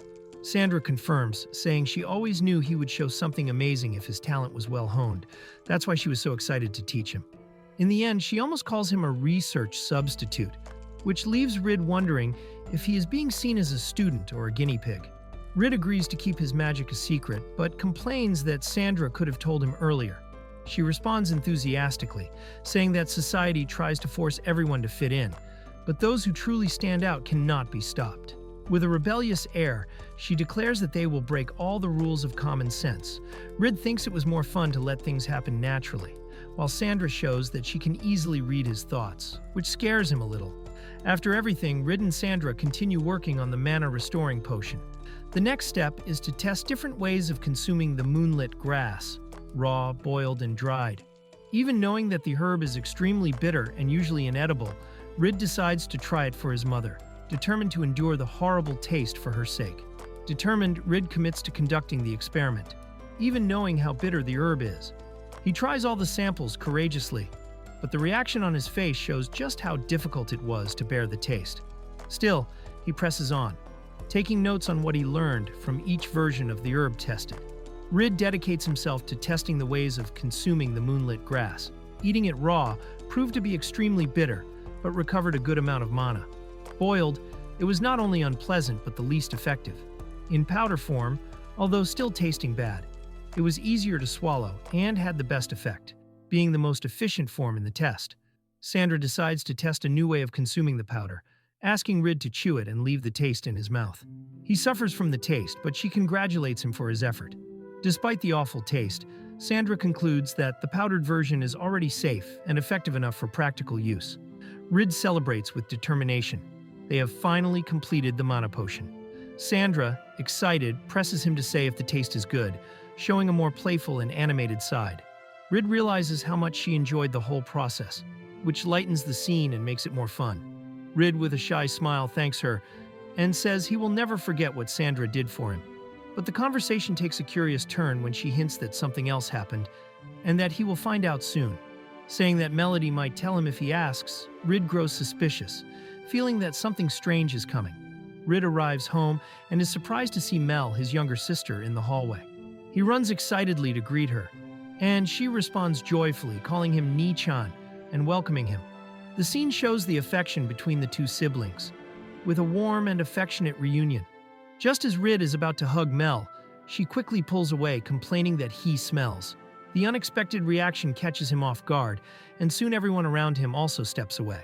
Confused and embarrassed, Rid realizes he's alone in the middle of the hall, while one of the maids tries to ease the situation by saying that he doesn't smell that bad. One of the servants in the mansion, holding back laughter and trying to be polite, comments that Rid's clothes have a very strong smell and asks him to take a bath. Rid, embarrassed, accepts with a forced smile, but inside, he bursts with frustration, shouting Sandra's name, clearly blaming her for making him go through this. Rid watches the knights doing synchronized stretches with surprise. The calisthenics idea he created was passed on by Rubens to the knights, and now it's being widely adopted. Even though he finds the scene a bit strange, Rid understands that the exercises help prevent injuries and also serve as synchronization training, according to the commander. Rubens, considered a young promise among the knights, has reflexes on par with Rid. During lessons with him, Rid realized that Rubens understood the importance of warm-up exercises before intense activities. That's what led Rubens to adapt and spread the practice of calisthenics, although Rid didn't expect it to gain such widespread adoption. During the training, Rid gets distracted and ends up falling. Rubens reprimands him, saying that in a real battle, this would mean death. He then mentions that the knights are responsible for cleaning dungeons when they appear. When Rid learns this, he gets excited, discovering that he will go through specific dungeon training, asking to learn more about the subject. Rubens explains that in Tokarela, there are dangerous dungeons used to collect materials, train, or face hidden bosses. These dungeons are like living creatures, emerging when underground cores absorb large amounts of mana over time. When the core is saturated, an entrance forms, and the dungeon begins to generate monsters and treasures. Surface creatures are drawn inside, where they are devoured by monsters, and thus the dungeon feeds. Rid learns that leaving a dungeon active for too long leads to the accumulation of monsters, which eventually escape and cause destruction. For this reason, Knight Orders and Adventurer Guilds are responsible for eliminating them. The dungeon's core, located at the deepest part, must be destroyed. But this is risky, as it could cause the structure to collapse. Even when damaged, the core can hide and begin accumulating mana again. Rid compares the system to an ant colony, where the core is like the queen and the monsters are the worker ants. Rid asks what an adventurer is, and Rubens explains that they are basically people who do everything. There are two types of guilds, public and private. In the Magnolia Empire, the guild is public and accepts requests from all over the territory. In Baldia, the Knight Order deals with monsters and dungeons, so the Adventurer Guild focuses on collection missions. The more difficult the mission, the greater the reward. It's a more relaxed lifestyle, ideal for those seeking something lighter. Rubens comments that this has been a tradition for a long time, and Rid gets excited to know that he will receive a card if he joins. Rid comments that he would like to register as an adventurer in the future, and Rubens responds enthusiastically that he will make sure his sword skills are at their best. But out of nowhere, Rubens says that before that, Rid should marry Diana. Surprised and not understanding, Rid reacts shocked by the unexpected comment. Rubens, embarrassed, tries to avoid the subject of Diana, but Rid insists when he realizes Rubens likes her. Rubens tells him that Diana always wakes him up and once said she would get married one day, making it clear that she wouldn't always be around. Rid reacts surprised, believing this is a clear sign that Diana likes him, but Rubens still doubts it and says he's always had difficulty getting up early, trying to change the subject. Rubens continues trying to prove that Diana doesn't like him. He remembers that even when she prepares meals for him, she says it's just practice for when she has a husband in the future.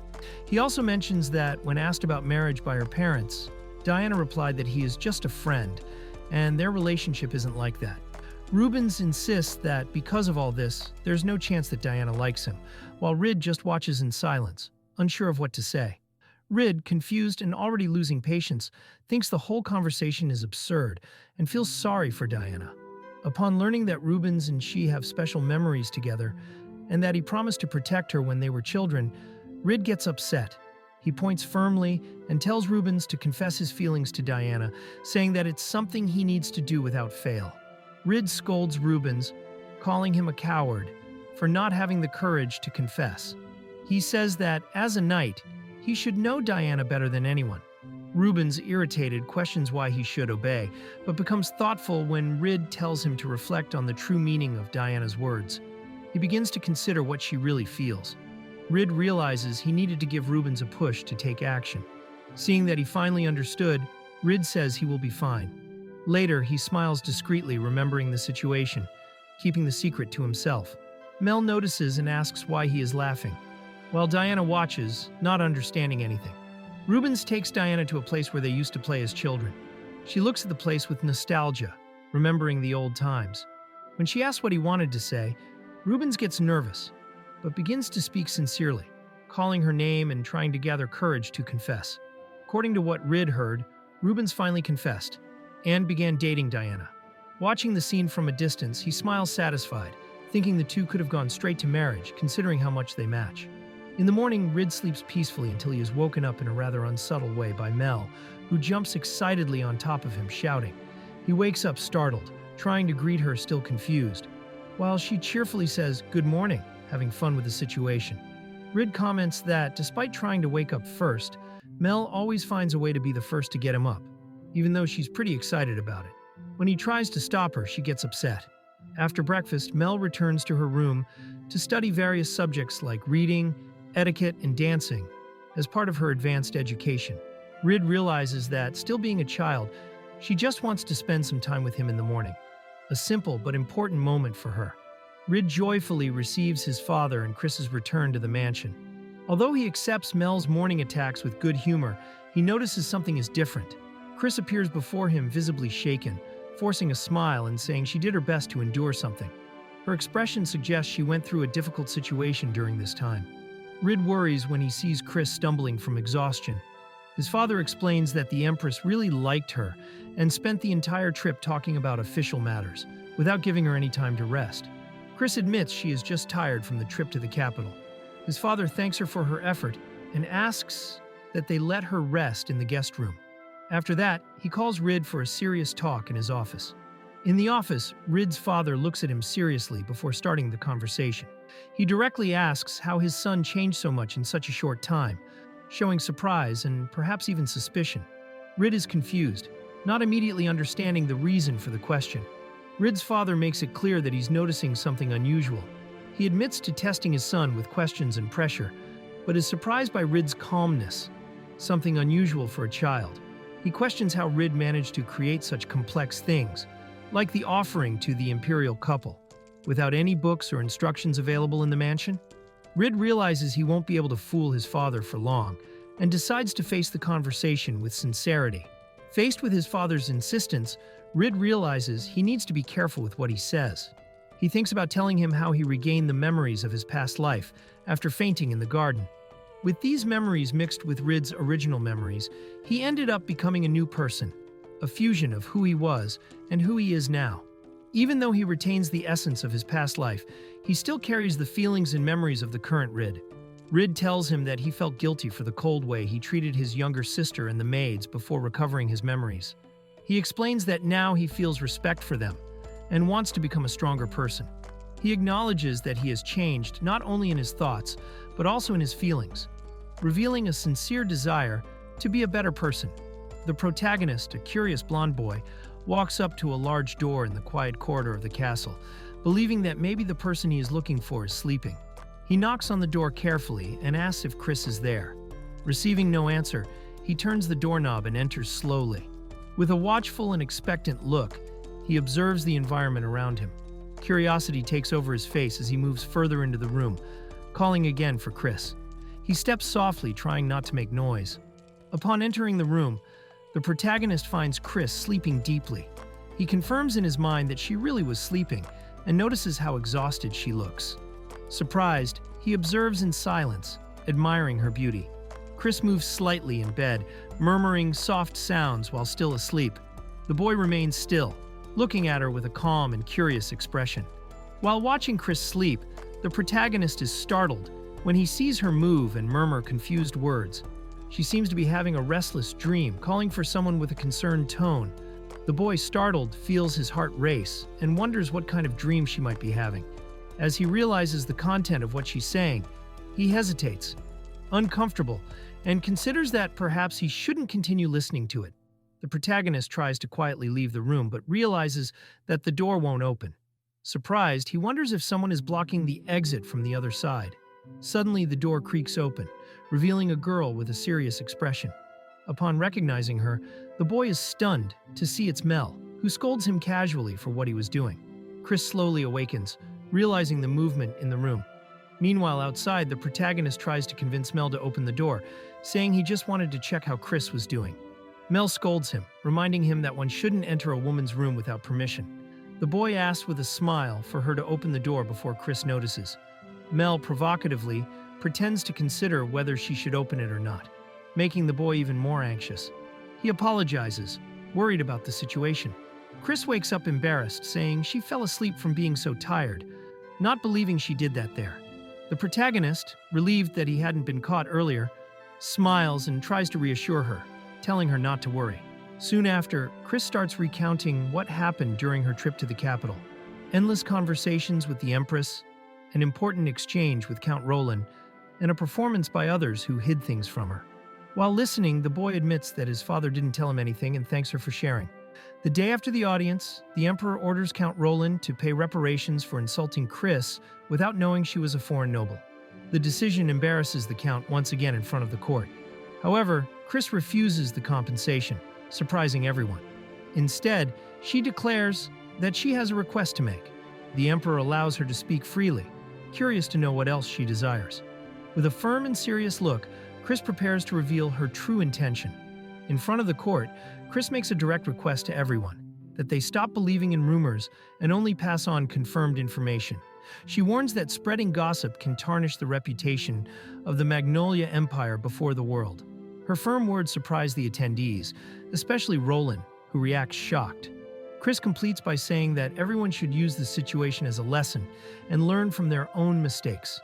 After Chris's words, one of the nobles apologizes, acknowledging that their subordinates were not properly instructed and asks for forgiveness on behalf of all. Chris remains firm, staring at the situation seriously. Later, in a more relaxed conversation, she reflects on her attitude and admits that she might have gone too far by speaking like that in front of so many. The protagonist listens with empathy and recognizes that all of that must have been difficult. In the end, the narration highlights that Chris managed to resolve the problem by holding the entire nobility accountable. Not just Roland. As they talk, the protagonist comments that Count Roland's allies are losing influence after the incident. He asks if Chris will just wait to see what the Count does next. He murmurs a compliment, calling Chris a brilliant and courageous heroine, but hides it when she questions him. In response, Chris coolly analyzes the situation. Roland is not just any Count. He is skilled at controlling trade, making shady deals, and securing rights. She reveals that he is an obstacle that will need to be faced if they want to expand their business. The protagonist, impressed with her determined posture, concludes that he would never want to have her as an enemy. The protagonist expresses joy at the success of the business negotiations and thanks Chris, saying that her and the Christie Company's arrival in Baldia territory has been a real blessing. Chris reacts surprised and emotional. In her thoughts, she reflects on how her previous attempts never yielded results, despite much effort, and remembers that she was never truly accepted. Upon hearing the protagonist's kind words, she responds with humility, saying it is an honor, but then hesitates. Deep down, she feels lucky to have met him, recognizing the value of that moment and partnership. While Rid reflects on Chris and her company, he recalls Count Roland's offensive comment, calling her a hag who left the Saffron Company. In fact, Chris was born into a family where her older brother was supposed to inherit the business. However, her talent in business ended up surpassing his. Despite this, she initially only wanted to support him behind the scenes of the company. Even with good intentions, people began to comment and judge, which led her to go down her own path, founding the Christie Company. With comments spreading and creating tension, Chris feared that her family's business could divide because of her. To prevent this, she decided to become independent. She didn't want to take customers from the family business, so she founded a new company in Baldia, a territory without elvish companies. Even with talent, starting from scratch in a foreign land proved to be a huge challenge. During this period, progress was slow, and much time passed without major accomplishments or recognition. That's when he appeared. While Chris was struggling to grow her company, even with all her talent, the protagonist came into her life. With a confident look and a slight smile, he brought new energy to a moment when everything seemed stagnant. Chris realizes in her thoughts that, despite talent, it's often not enough to achieve results. But his arrival changed something. Sitting and reflecting, the protagonist thinks about everything Chris has been through. He believes that fate smiled on her because of all the effort she put in, day after day, even without seeing immediate results.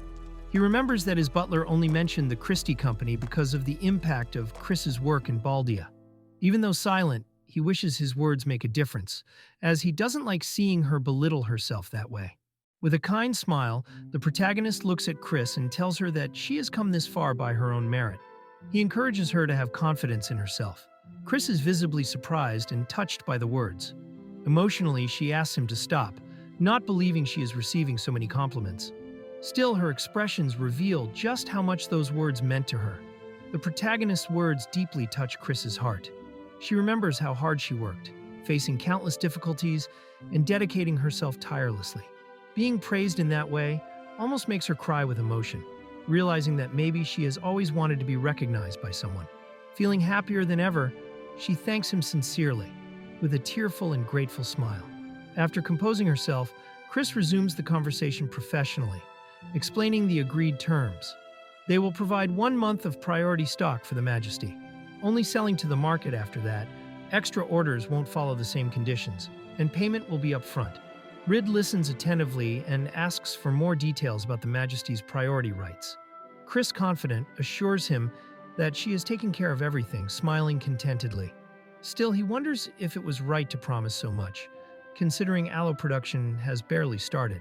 However, he reassures himself, remembering he can ask his father for more ingredients. The operation progresses quickly. An enthusiastic man announces the beginning of the aloe harvest, explaining that he has already activated the distribution channels of the Christie and Saffron companies, signed contracts with farmers, and requested wild aloe from foreign guilds. All of this before the market price spikes. The protagonist is surprised by the speed of the actions, but recognizes it was the right time to act. An elegant woman comments that now they will be busy fulfilling the Empress's orders, but reminds Chris to ensure she gets products for herself as well, since she is the face of the company. During the conversation, Rid compliments Chris, saying that there's hardly anyone as beautiful as her, and that everyone would want her as a representative. This leaves Chris speechless, clearly embarrassed, and she scolds him, telling him he should choose his words better.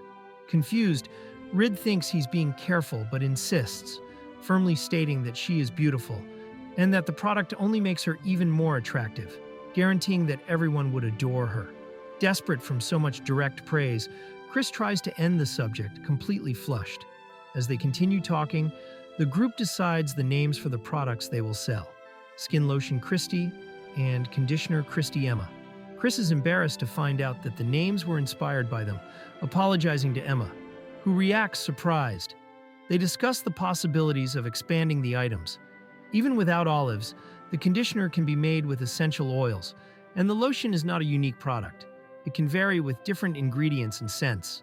This excites Chris, and she begins imagining the creation of several new products. Chris concludes by explaining that now she can negotiate directly with the Empress, and if Rid needs anything, he can contact her through her. He understands and accepts the proposal calmly. However, upon hearing the name of Empress Matilda, Chris panics, remembering the imposing and intimidating figure of the woman. Meanwhile, Rid simply observes, curious, thinking about the Empress, and not understanding Chris's sudden panic. Rid comments humorously that he would rather stay away from someone who can make others groan in fear even while sleeping, referring to the Empress. He laughs, saying she seems quite terrifying. The atmosphere falls silent for a moment, until Chris, suspicious, stares at him and asks how he knows she groans while sleeping. Rid freezes, realizing he spoke too much without thinking, and tries to cover up the slip-up, but it's too late. Chris catches him red-handed. Chris explodes in anger upon realizing that Rid had watched her while she was sleeping. Furious, she shouts that he is a scoundrel for spying on a woman in such a vulnerable moment. Her face is red with shame and indignation, and her energy surges toward him like a thunderstorm ready to strike. Rid, panicked, quickly tries to justify himself, saying he only wanted to provoke a little, and that it was all just a coincidence. Meanwhile, the maid enters with more tea, and Mel appears along with her stuffed animal. Desperate, Rid asks Mel to explain that he didn't have bad intentions when he saw her sleeping. Mel, however, stares at him in silence, without giving a clear answer, while Chris, still irritated, is held back by one of the maids. Mel, with her calm and direct tone, denies Rid without hesitation, saying that it wasn't a coincidence. He had been staring at Chris for quite a while she was sleeping. Rid falls into despair upon hearing this, screaming Mel's name, begging for support. But it's too late. The atmosphere shifts drastically, falling into silence, with a drop of water marking the beginning of a possible punishment. In a dark room, a woman wakes up gasping for air, with her heart racing and confused thoughts. She tries to concentrate, but can't calm herself enough to feel the technique she calls the feeling of the drop of water. Coughing heavily, she covers her mouth and notices bloodstains on her hand, signaling a serious condition. Despite this, she faces the pain with determination, swearing to herself that she will never give up, no matter what happens. Sitting on the bed, with her hands on her chest and eyes full of determination, the woman makes a promise to herself. Even weakened, she firmly declares that one day she will rise completely again. She cries out for everyone to see. She will get back on her feet with her own strength, no matter how long it takes or how much she suffers along the way. Exhausted and still gasping after her crisis, the woman tries to recover her breath in bed. Between coughs and heavy breaths, she slowly calms down and tells herself that it's enough for now. Soon after, someone knocks on the door. With a tired smile, she allows the entrance, saying she's open. The scene changes to show someone approaching, slowly entering the room. 3 visitors enter the room after knocking on the door, being greeted politely. The woman in bed greets them with a slight smile, even though she is still weakened, and apologizes for her appearance. She introduces herself kindly. She is the wife of Marquise Rainer, and her name is Nunali Baldia. One of the visitors smiles warmly in response, setting a friendly atmosphere in the room. One of the visitors introduces herself as Sandra Ernest, a magical researcher. Her son, surprised, thinks he had no idea his mother could act so nobly and elegantly. Then the man by the bedside turns to the sick woman, Nunali, with a serious tone.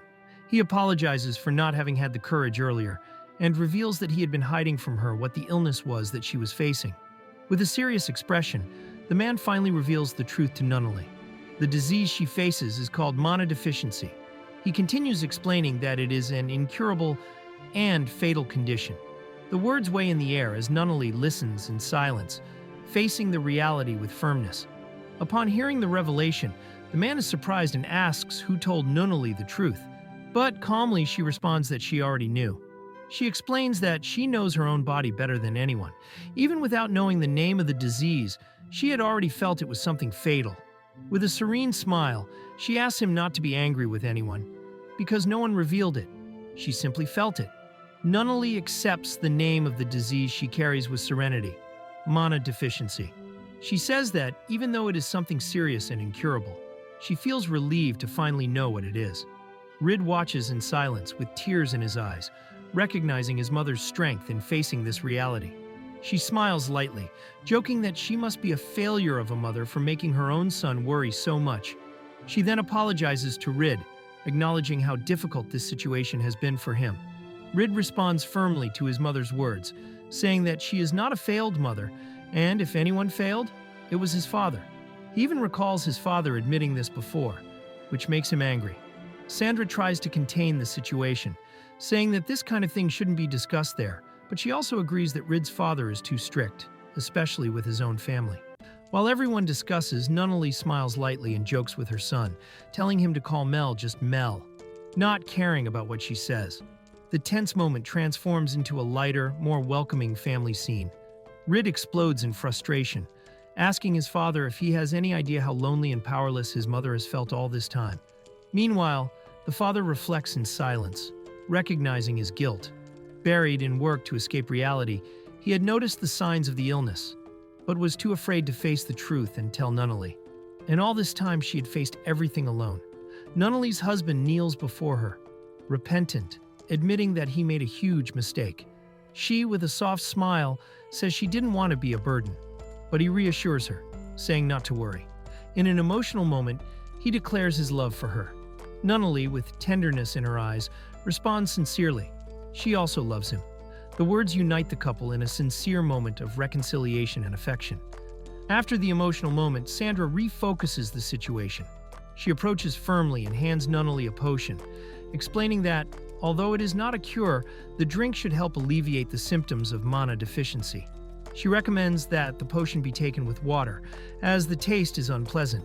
Nunnally, despite coughing, accepts it with determination, while Rid watches, surprised by the initiative. Right after taking the potion, Nunnally reacts badly, letting out a groan of pain and beginning to gasp for breath. Rid runs to her, startled, calling for his mother with concern. As she continues to breathe irregularly and weakened, he realizes that the situation is grave. With a serious expression, he immediately orders them to measure her mana. Something is wrong, and he knows there's no time to waste. Rid checks his mother's mana levels and is shocked. She has only 8 mana left. Desperate, he shouts for Sandra to act quickly and bring the medicine. Sandra is also surprised by the severity of the situation, but acts without hesitation. While Nunnally struggles to breathe, Sandra rushes to her with another dose of medicine and extends her hand urgently, asking her to take it as quickly as possible. Nunnally is gasping and weakened, barely able to stay conscious. Sandra hurries, begging her to open her mouth to take the medicine. Desperation fills the room. Rid watches with a tight heart and tears in his eyes, calling for his mother and shouting with all his strength. He begs her not to give up. Each second feels eternal as everyone tries to save her. Nunnally calls for Rid with her last strength before passing out. He falls into despair, shouting with all his might, crying and calling for his mother. The pain and fear take over the boy, who runs toward her, refusing to accept the worst. In that critical moment, something unexpected happens. An intense light starts to form, surprising everyone around. Raynor holds Nunnally's unconscious body tightly, desperately, hugging her with all his strength. In that moment, he starts to remember the past, when he first met Nunnally, still as Arwen's assistant. Back then, his ambition was to rise through the ranks of the capital, and he never imagined how that woman would change his life. Arwen appears disguised with a wig, preparing to leave incognito through the city. Even though Raynor questions the real need for this inspection, Arwen insists, saying he has 2 reasons: to see how things are in the city, and to find a gift for his wife. Raynor, surprised, becomes thoughtful at the last justification, while Arwen remains calm, saying he has a good reason for it. Arwen explains that he doesn't want to delegate the gift choice to anyone, because doing it personally gives it more meaning. He even mentions that Raynor would understand this when he gets married. Shortly after, Arwen reveals something more serious. His father is in fragile health and should not return to manage government affairs. Therefore, he will probably inherit the crown in a few years, and these small outings will become increasingly rare. Raynor is surprised to learn the seriousness of the situation. Arwen, with a serene smile, says that before everything, he wants to record in his eyes what he needs to protect.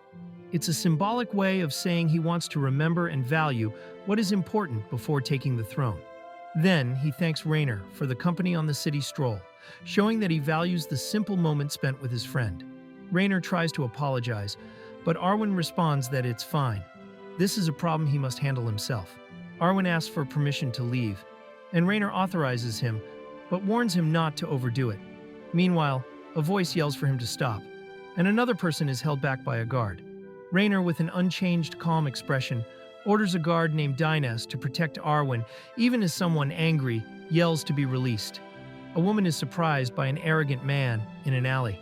He grabs her wrist firmly, laughing, and says he wants to continue their conversation from before. The woman reacts angrily, making it clear that she already rejected him officially and has nothing to discuss with such an arrogant and selfish person. The woman is surrounded by a group of men with malicious expressions, led by the same man who had harassed her earlier. She panics when she realizes the situation, her eyes wide, trying to move away. The man grabs her face firmly, ignoring her pleas for help.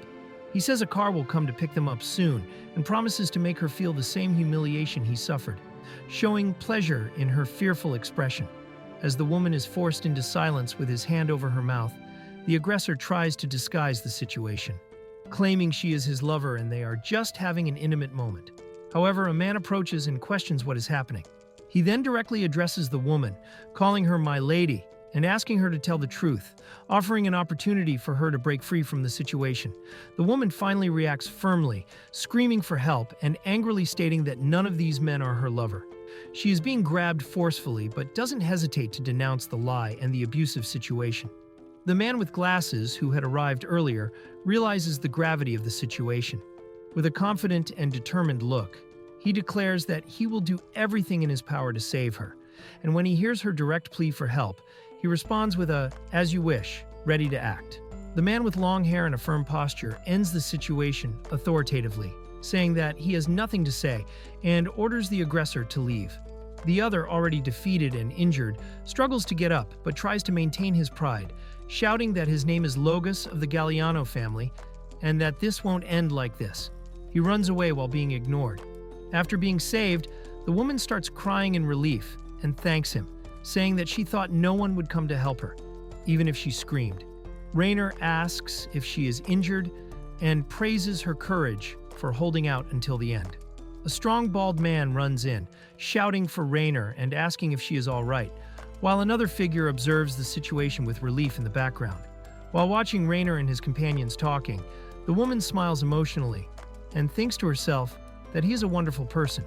Rainer jokes with Dinas, asking him not to shout his name like that.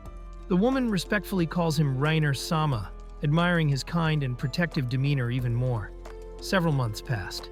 The protagonist is surprised by the news that he received a marriage proposal, something he had not been informed of until now. The proposal came from someone recommended by Matilda and by his own parents. Although suspicious, he checks a document and confirms that it was indeed written by his father. Soon after, another young man appears showing an approval letter, proving that everything is being treated seriously.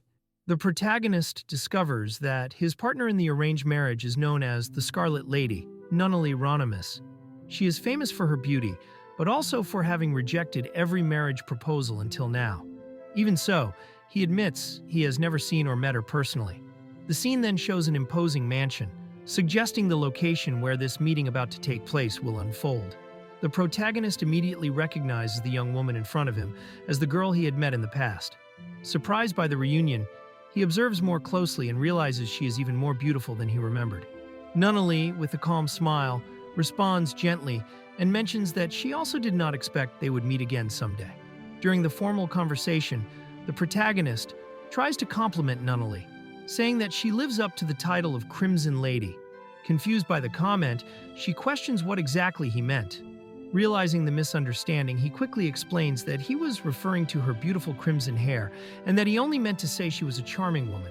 Nunnally is surprised and slightly blushing from the direct compliment. Embarrassed, Nunnally suddenly stands up and tries to justify herself. She explains that she rejected a proposal from another man in the past, and he spread rumors that it was because of the harsh criticism she made. Since then, rumors have circulated, and she has been called the Crimson Lady. The protagonist, surprised, admits he knew nothing of this. She covers her face, clearly embarrassed by the situation. Nunnally is moved when she realizes that the nickname Crimson Lady was said with admiration and not mockery, as she had imagined. She smiles in relief and delight, recognizing the kind gesture.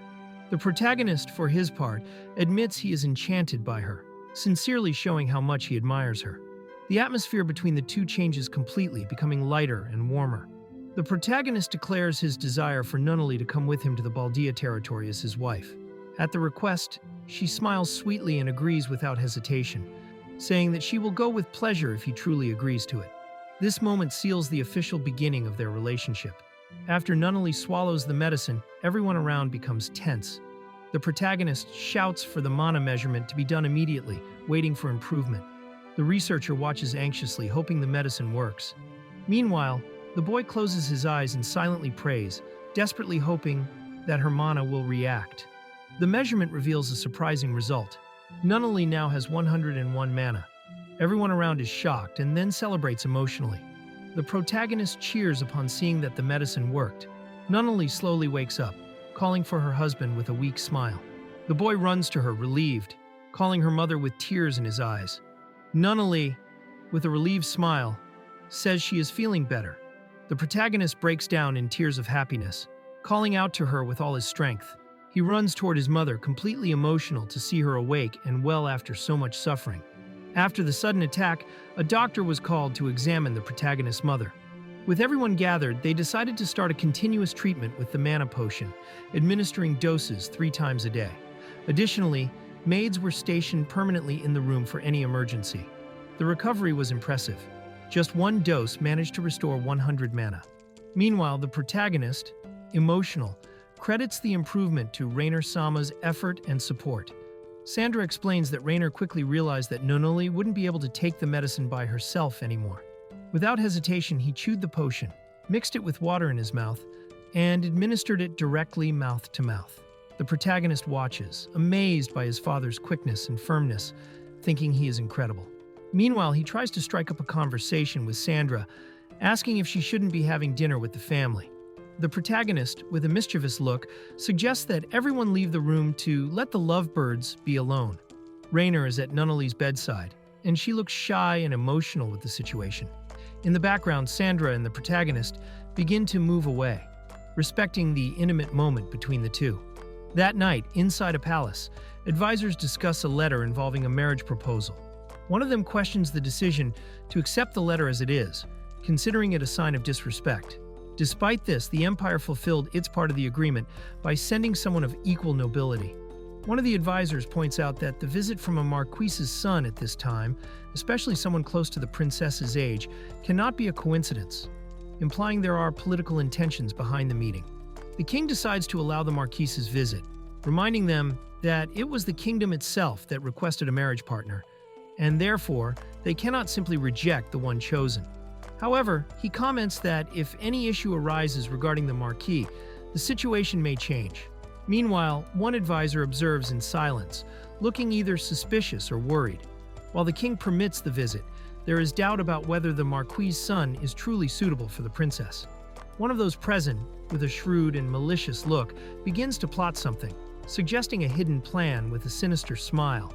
He seems ready to act on his own to test or sabotage the young visitor. The blonde boy, who is the protagonist, walks alongside an older and elegant woman. She humorously comments on something he said earlier, finding it funny that he told them to leave the lovebirds alone. Looking at him, she notices that, despite his young appearance, there is something about him that doesn't match his age, as if only his body is young. The protagonist reacts surprised and somewhat uncomfortable, nervously laughing and denying the idea. Then the woman changes the subject. She reveals that she had an idea for a new type of magic and wants them to create it together. The moment seems important to her, and she holds a mysterious object in her hands, revealing that she wants to discuss something serious. The boy's reaction is one of astonishment and curiosity. The protagonist guides the woman to a mysterious door. With a big smile, he invites her in. As the magical key turns and unlocks the place, he reveals that the new spell he wants to create with her is related to memory, a magic linked to memories. The woman follows him, curious, as the light from the other side illuminates the path ahead. While walking through a lit corridor, the protagonist recalls something he read in his past life, a theory that the brain never forgets anything. It only stores memories in the subconscious. Thinking about his own reincarnation, he realizes he has retained the memories of his previous life, which leads him to wonder if the brain is also connected to the soul, not just the body. Sitting and thoughtful, he connects these thoughts to the concept of magic and begins to imagine the creation of a spell capable of accessing the soul's memories. With determined eyes, he shares his idea, asking if there is something similar to this type of magic. The woman mentions that the concept brought up by the protagonist reminds her of an old academic thought from this world, something known as the divine path of life magic. Curious, the boy asks more about it. She explains that it is a little-known philosophy, gathered from the central words of an ancient belief. Only a small group knows this path. The protagonist understands that this is linked to the idea that vital force, the source of mana, is also a trail that leads to the gods. As he listens, he connects this information to what he wants to develop, realizing that this philosophy may be directly connected to the memory magic he plans to create. The protagonist proposes a bold idea to try the opposite of mana conversion, suggesting a new and risky approach. The woman, surprised by the proposal, admits that she can't even imagine what could happen with that. Still, she warns him not to overdo it. In silence, the boy touches his own chest, feeling something profound. He realizes he is dealing with something very close to the soul, perhaps its very essence. Sitting in a meditative position, the protagonist begins his magical experiment. First, he follows the common process, compressing his vital force to generate mana. Then he tries to channel this mana deep within his body. While observing, the woman follows everything attentively. He decides to try going further, pressing the energy tighter inside himself, even without immediate signs of effect. He reflects on the possibility of converting mana back into vital force, and if this is possible, perhaps the fate of this new vital force lies where the soul resides. During meditation, the protagonist notices something strange. The mana begins to be sucked into an unknown place. Intrigued and apprehensive, he watches a trail of energy being pulled toward a mysterious rift. A hole forms in front of him, something abnormal and unexpected. His gaze fills with alertness as he realizes this opening may represent a danger. He feels something is wrong and thinks that this could end badly. The protagonist awakens in an unknown place and wonders where he is. Looking around, he notices he is surrounded by floating bookshelves everywhere, an infinite library that stretches as far as the eye can see. While trying to understand the environment, he hears a voice greeting him. Surprised, he turns and sees a mysterious figure approaching. The protagonist faces a figure identical to himself. Surprised, he questions the identity of this being as he is looking at his own image. The other boy smiles calmly and introduces himself as the personification of his memories. He explains that this place exists to help him recall his past life.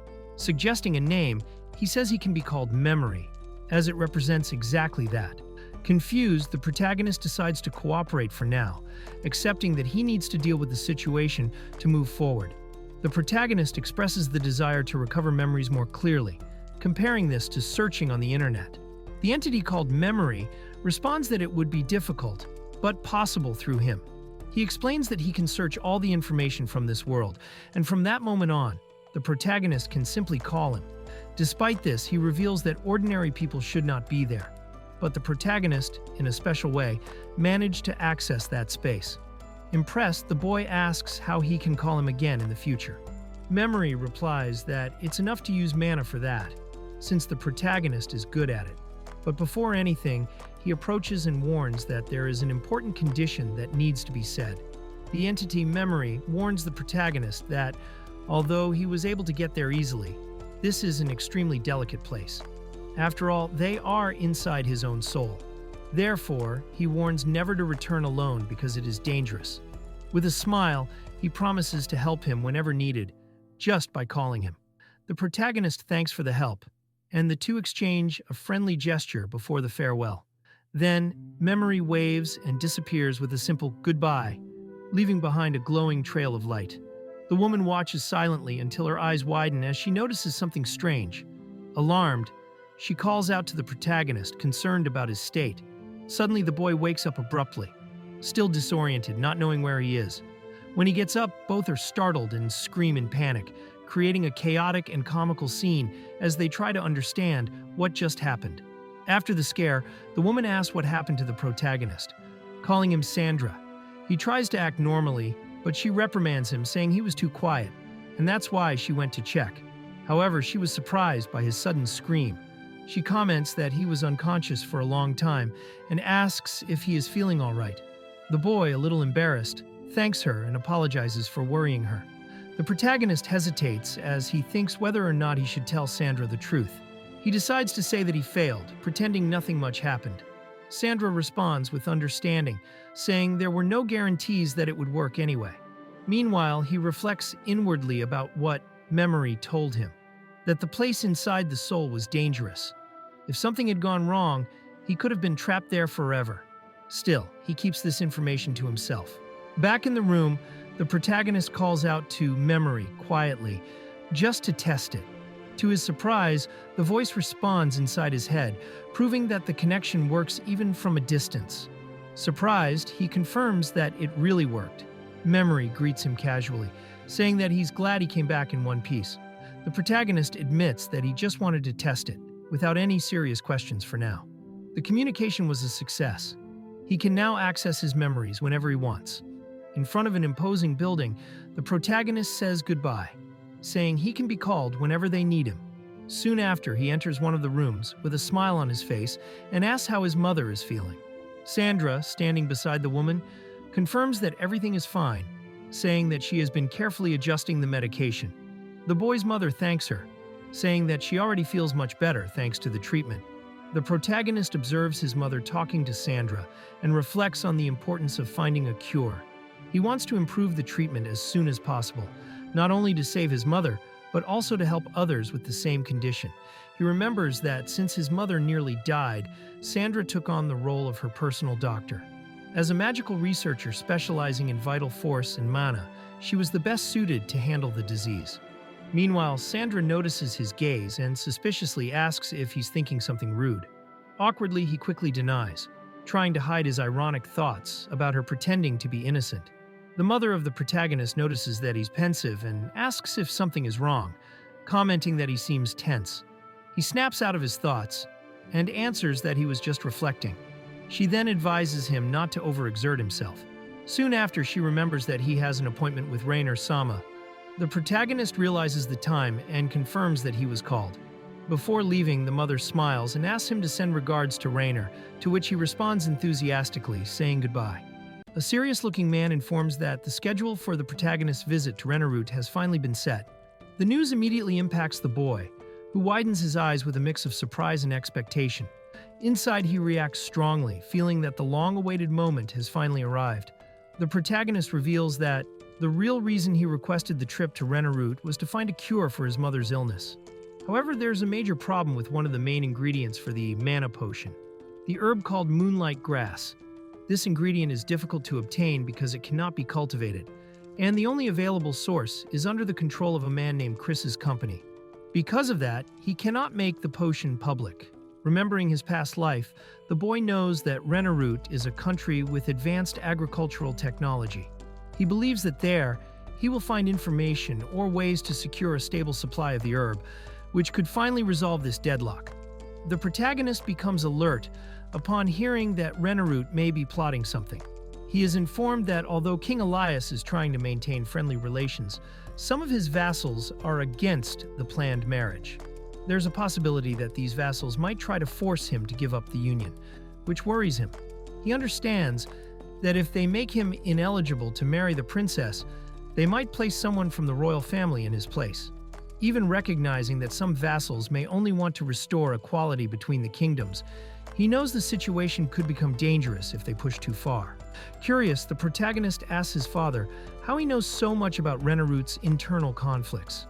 The father responds firmly, explaining that no country has a unified will, and relying only on superficial information is useless for those who wish to protect their territory.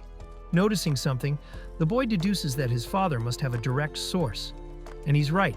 The man confirms that he will teach him these things gradually, praising his deduction. With a relaxed smile, the protagonist asks him to take it easy on the lessons. Internally, he is impressed to realize the truth. His father has an infiltrator working on Rennerut's side. As they observe the political landscape, a man comments that he understands what the king is trying to say, but highlights the difficulty of the situation. They are facing the powerful empire of Magnolia, and more specifically, Rainer Baldia's son, known as the strongest sword. Moreover, the territory of this man borders their own country, which makes the situation even more delicate. Despite this, he also recognizes that the current conditions are favorable. The narrative reveals that the Empire of Magnolia has two military pillars: the sword, represented by Marquis Rainer Baldia, and the shield, represented by Marquis Grade Kelvin. Even understanding the strategic value, the man hesitates, signaling that there are still risks. The noble Norris Tamuska positions himself firmly, saying that the most appropriate thing for his nation would be a marriage with the Imperial family. Others around him support him, agreeing enthusiastically. However, not everyone shares the same view. One of the present figures realizes that Norris intends to use this marriage as an excuse to infiltrate the central politics of the empire and free Rennerut from its vassal status. Furthermore, he believes that Norris plans to go further, taking control of the empire from within. Reflecting alone, this character recognizes that Norris, as a proud dark elf, has always been upset by Rennerut not being treated equally. Now, he sees this plan as Norris's effort to change that, even if it puts the country at risk. Racis enters determined into the office, interrupting his father. Without beating around the bush, he confronts him, accusing him of planning to offer his younger sister, Farah, as a hostage to the Empire. The father tries to deflect the accusation, asking where he got such an absurd idea. But Racis insists, making it clear that he heard it from Norris and won't ignore it. Even remembering that Farah is only 6 years old, and that no country would allow a marriage at that age, Races coldly declares that it doesn't matter. His focus is on the principle and the danger of the situation, not on his sister's age. Races stares at his father angrily, demanding to know why he has to go so far. The father firmly responds that it's to unite the countries, and that not everything follows fixed rules. Sometimes exceptions are necessary. He reminds Races that one day he will be king and must learn to analyze situations and make tough decisions. But Races, overcome by emotion, cannot accept this. Even in the face of political logic, he shouts that he still cannot agree with this decision. The father watches Races walk away and acknowledges that, despite being a good prince, he is still immature for letting his emotions take over. The previous outburst was proof that he is still a child. Races, visibly frustrated, accepts the order to calm down in his room. He apologizes for speaking too much, though not hiding his discontent. As he walks through the corridors, head down, he crosses paths with two figures. One of them catches his attention, making him stop for a moment. Races is surprised to see Farah out of her room, something unusual. The girl greets him cheerfully, calling him Anui, a loving way to say older brother. She explains that she is on her way to her mother's room, who called for her. Curious, Farah asks what he is doing there. Races answers with a forced smile, saying he was talking to their father but ended up being reprimanded and sent back to calm down. Surprised, Farah reacts with astonishment, not believing that their father really scolded him. Races watches Farah with affection, noticing how much she resembles their mother, Alita Sama. Despite her young age, Farah behaves with elegance and maturity, a result of the strict lessons she receives daily. While she smiles sweetly, holding a flower, Races thinks to himself, for him, Farah is his greatest source of pride and joy. Farah says goodbye politely, bowing to Races before heading off with her guard toward their mother's room. He watches silently as his sister walks away. With a firm look, Races strengthens his inner decision. He will not allow Farah to be neglected or used, no matter what. His determination is clear. He will do whatever it takes to protect her, at all costs. With a clenched fist and a determined look, Races makes a solemn promise. In front of the faces of those who marked his journey, allies, rivals, and, most importantly, his sister Farah, he swears with all his strength, I swear, I will protect my little sister. Nothing will make him back down from this vow. He is ready to face any challenge to ensure Farah's safety. Rid is completely stunned by the flood of information he just received through the magic of memory. He despairs as he realizes how chaotic and confusing these memories are. At the same time, he explains that this new magic works like a link. Every time he talks to memory inside his mind, his mana is consumed, as if it were a paper-minute phone call. Even so, he continues to use the technique, curious to discover more. After summoning memory again, he asks what has been discovered about the main story of Tokerella, while trying not to get distracted by the mental sermon he's receiving in the process. The protagonist, Rid, tries to remember the main story of the Tokerella game, but mentally admits he played it with the skip dialogue function activated, so he doesn't remember much. He was addicted to the game, but spent more time in the extra mode than in the campaign. Trying to understand better, the protagonist decides to consult memory. But even with the help of magic, all he can access are confused and fragmented memories, like crumpled pieces of paper. Not even memory can organize the content in a useful way. He remembers that the game was in the Cinderella style, with princesses from various kingdoms as love interests. And one of the characters, probably from Renarut, was named Races, easy to train and use. Still, since he ignored the dialogues in the story, almost everything is now lost in his mind. The protagonist continues trying to understand the limits of the memory magic and asks what types of memories can be accessed. The answer is clear. Only memories from the past life that he actually paid attention to can be retrieved. Things like internet videos, school books, or any content viewed with conscious focus can be remembered. On the other hand, vague memories, like random conversations from strangers, ignored advertisements, or complaints from coworkers, are nearly impossible to recover, or would take a very long time. Even so, he insists on trying, asking memory to fix it. Reluctant but willing, memory accepts the challenge, comparing the task to assembling shredded paper, something nearly impossible, but not completely out of reach. During an intense training session, the protagonist, Rid, tries to keep up with his instructor's fast movements, but soon feels exhaustion setting in. He falls to the ground, exhausted, panting, and complaining about the difficulty of the exercise. As he recovers, the instructor watches closely and decides that it's time to take him to the next level. He announces that he will teach Rid how to strengthen his body using mana, something completely new to the boy, who reacts surprised upon hearing the term for the first time. The protagonist asks if just imagining himself getting stronger would be enough. However, his instructor responds that that is too vague. To strengthen the body with mana, two things are necessary: the ability to produce mana and a basic understanding of martial arts, meaning knowing how to move one's own body. The instructor explains that it's no use knowing how to use mana if the body doesn't follow. One must feel the body moving with mana flowing inside, until it becomes something natural and unconscious. He says that, among knights, it is common to repeat, "You need to feel, not think." Once control is mastered, breathing stabilizes, and the body almost never gets tired. Rid is impressed by this, but also frustrated, finding the reasoning too simplistic, typical of muscle heads. During the training, the protagonist notices something strange. He asks Rubens if he had been using mana reinforcement during all the lessons. Rubens confirms with a carefree smile, as if it were obvious. Rid is shocked as he realizes the reason he could never keep up. While he tired quickly, Rubens never got exhausted, no matter how much time passed.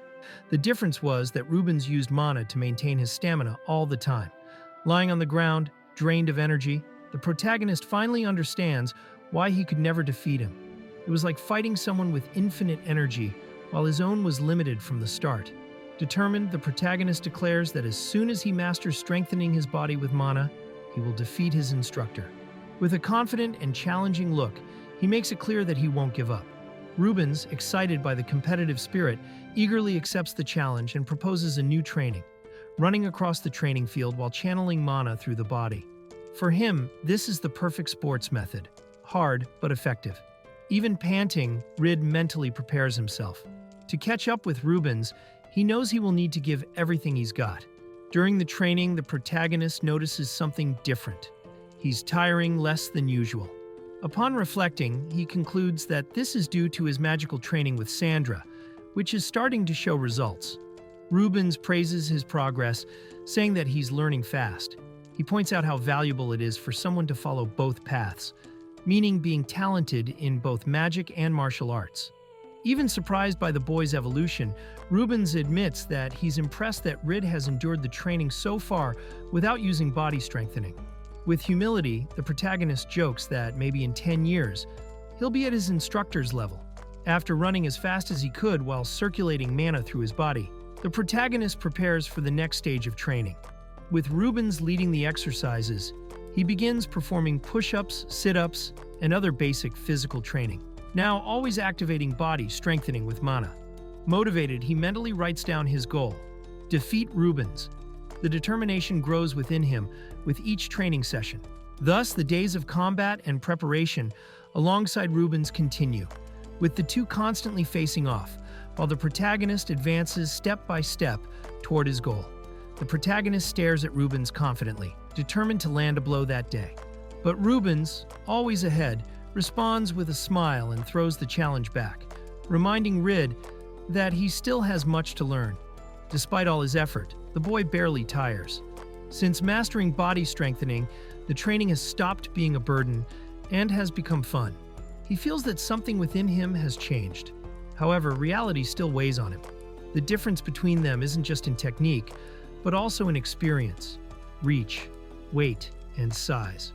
Rid recognizes that, despite being stronger, he still isn't capable of defeating him, but he's getting closer. Even after so many defeats, the protagonist feels his will to win grow even more. Each fall only motivates him to keep trying. Determined to make use of the size difference between him and Rubens, he rushes forward, determined to close the gap and land at least one hit, whether it's a punch or a kick. Even exhausted, he doesn't give up. With his eyes fixed on the target, he reaffirms to himself he can still keep going. During the training, the protagonist is once again defeated by Rubens, who easily holds him and warns that he's already disarmed. Despite this, he He praises the boy's persistence for not giving up even without the sword. Still with energy, the boy asks for one more round, but Rubens ends the session, reminding him that fighting against someone of his size would be more viable, at least for now. The protagonist, surprised and frustrated, realizes that he still has a long way to go, but that he's making progress. Rubens comments that everything done so far was just a warm-up, which surprises the protagonist. He hears that a special instructor just arrived and becomes curious.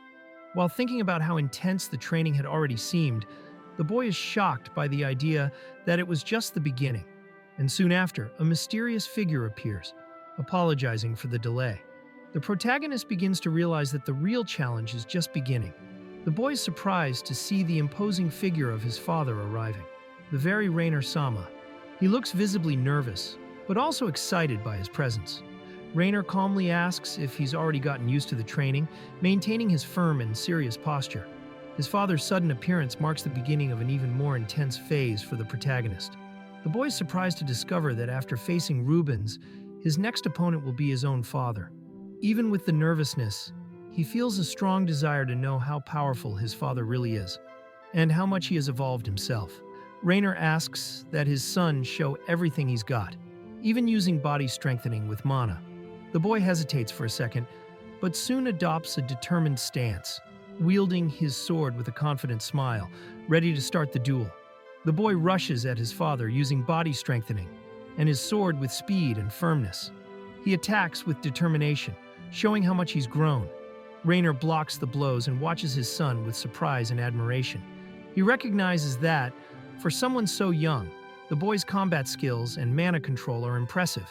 Deep down, he even feels a certain fear. His own son is already a serious threat in battle. The boy, even panting and having taken a few blows, doesn't give up. He pushes himself up from the ground with determination, saying that it's not over yet. His father smiles, pleased with his firm response. Now it's the father's turn to attack. He assumes a combat stance and warns that he's coming for him this time. The boy, with his focused gaze, prepares to face the challenge head-on, even knowing that the difference in level is still great. The boy, already exhausted and panting, continues to fight with all his strength. After a precise blow, he is thrown to the ground. He falls to his knees, trembling, barely able to keep himself upright. Despite this, the father recognizes the boy's effort, saying that he did well and passed the wooden sword test. The boy, even surprised by the intensity of the fight and feeling a fatigue he had never experienced before, understands that the difference between fighting Rubens and fighting his father is much bigger than he imagined. After passing the test with the wooden sword, the boy's father says he wants to see more, his determination. The boy appears confused, but understands that his father is talking about mental strength, keeping calm, and moving forward even in tough situations. The man confirms and says that this strength is essential in real battles, where keeping composure could be the difference between life and death. He advises the boy to understand his own limits above all else, and a new challenge seems about to begin. The boy's father inspects a real sword, making sure it's in good condition. This surprises the boy, who asks nervously what his father plans to do with the weapon. Instead of answering directly, the man simply smiles and says that the boy seems worthy of being trained. Then he asks for something serious, that the boy stay still, maintain his posture, and not look away, no matter what happens. The protagonist, even nervous, accepts the challenge firmly. The protagonist's father prepares with seriousness, assuming a combat stance, and warning that he's going to start. The boy feels something strange in the air, an intense pressure he had never felt before. His father's aura is overwhelming, completely different from everything he's faced so far. Even standing still, the protagonist realizes that he's facing something far beyond what he imagined. The protagonist's father releases a crushing presence as he draws his sword firmly. The energy around distorts, and the air becomes heavy. It's a real combat aura. The boy immediately feels the impact of that presence. It wasn't just a show of strength, it was the intent to kill. His body freezes in the face of his father's true murderous intent. The boy falls to his knees, panting and visibly shaken. He knows his father didn't intend to hurt him, but facing a real sword and feeling a true intent to kill for the first time was overwhelming. Still, his father recognizes his courage, considering that he was as firm as one could expect for someone his age. The boy admits his mistake humbly, and his father naturally says that everyone starts like this. It's an important step in the boy's maturation. The boy listens attentively as his father explains that the next step in training will be mastering the grit, courage, and steadiness in the face of fear. He learns that he shouldn't ignore fear but accept it and get used to it. In a real battle, it's this determination that determines survival. With his eyes full of will and his spirit renewed, the boy accepts the challenge with his head held high, determined to get stronger. Rubens comments, with a smile, that Reiner-sama's methods are unique, different from what he could teach due to his position. Even so, he cheers for the boy, encouraging him to do his best. Reiner, firm and confident, warns that he's going to attack again, asking the boy to keep his eyes open and observe each movement carefully. The next strike will be part of the training, and he needs to face it head-on. The boy, who is the protagonist, faces the next strike from his father. The blade advances with speed, and he feels as if he could really be cut. Fear takes over, making his body tremble. But he understands that this training is necessary. If he wants to survive on a real battlefield one day, he needs to endure this type of pressure now. Even with the terror, he tries to remain firm. The protagonist fights against the fear as he faces his father's sword. Even trembling, he resists the impulse to close his eyes. Determined, he understands that he needs to watch attentively each movement, every trace of the blade. It's the only way to learn. He decides to keep his eyes open, ready to witness the path his father's sword takes. The boy concentrates and keeps his eyes wide open, not looking away for a single moment. Even panting and tired, he holds firm. His father recognizes the effort and comments that he's already getting used to it well. However, before he can relax, the next challenge is announced. The boy, surprised to still have more ahead of him, responds firmly, ready to continue. The next challenge is announced. The boy, named Rid, needs to cross a line and reach Rubens. His father, with the sword in hand, warns that he will do everything to prevent him.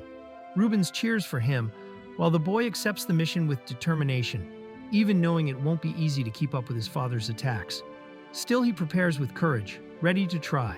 The boy charges forward with determination, but his father reacts with impressive speed. He cuts the path with a swift strike, forcing the boy to dodge quickly. Surprised by the speed, the boy can barely keep up with the movements, realizing that he underestimated the challenge. The boy recovers from the previous blow and fixes his gaze on his father, who stands waiting for him. Even tired, he feels that now he has a chance. His body has gotten used to the rhythm, and the desire to win grows. Determined, he promises to himself that he will overcome his father's sword, and then take the next step. The boy runs with a smile of pure joy upon seeing Rubens. They call each other enthusiastically, happy to meet again. Then, he throws himself into his friend's arms, showing the strong bond between them. Rubens, moved to tears, congratulates the boy for making it to him. Meanwhile, the protagonist notices the brutal difference between the previous training and the seriousness of his father's fencing. Reiner, watching, smiles with satisfaction and decides to end the training for the day, promising to participate in future lessons more often. Reiner declares that intense training will happen every time, leaving the boy shocked. Rubens watches everything with a smile, commenting that Reiner always wanted to express how happy he was to train with his son. The boy realizes this, surprised, and understands that his father, despite being strict, is showing affection in his own way. Little Mel runs up to her older brother, calling him in a hurry. He turns around, surprised by her approach. One of the women asks what happened, but Mel simply approaches, making a pouting expression, clearly upset about something. Mel storms forward, hitting her father's arms while accusing him of bullying her brother. She screams that she hates him, leaving everyone surprised. The maid apologizes, explaining that Melody insisted on seeing her brother even during training, but she asked the girl to just observe.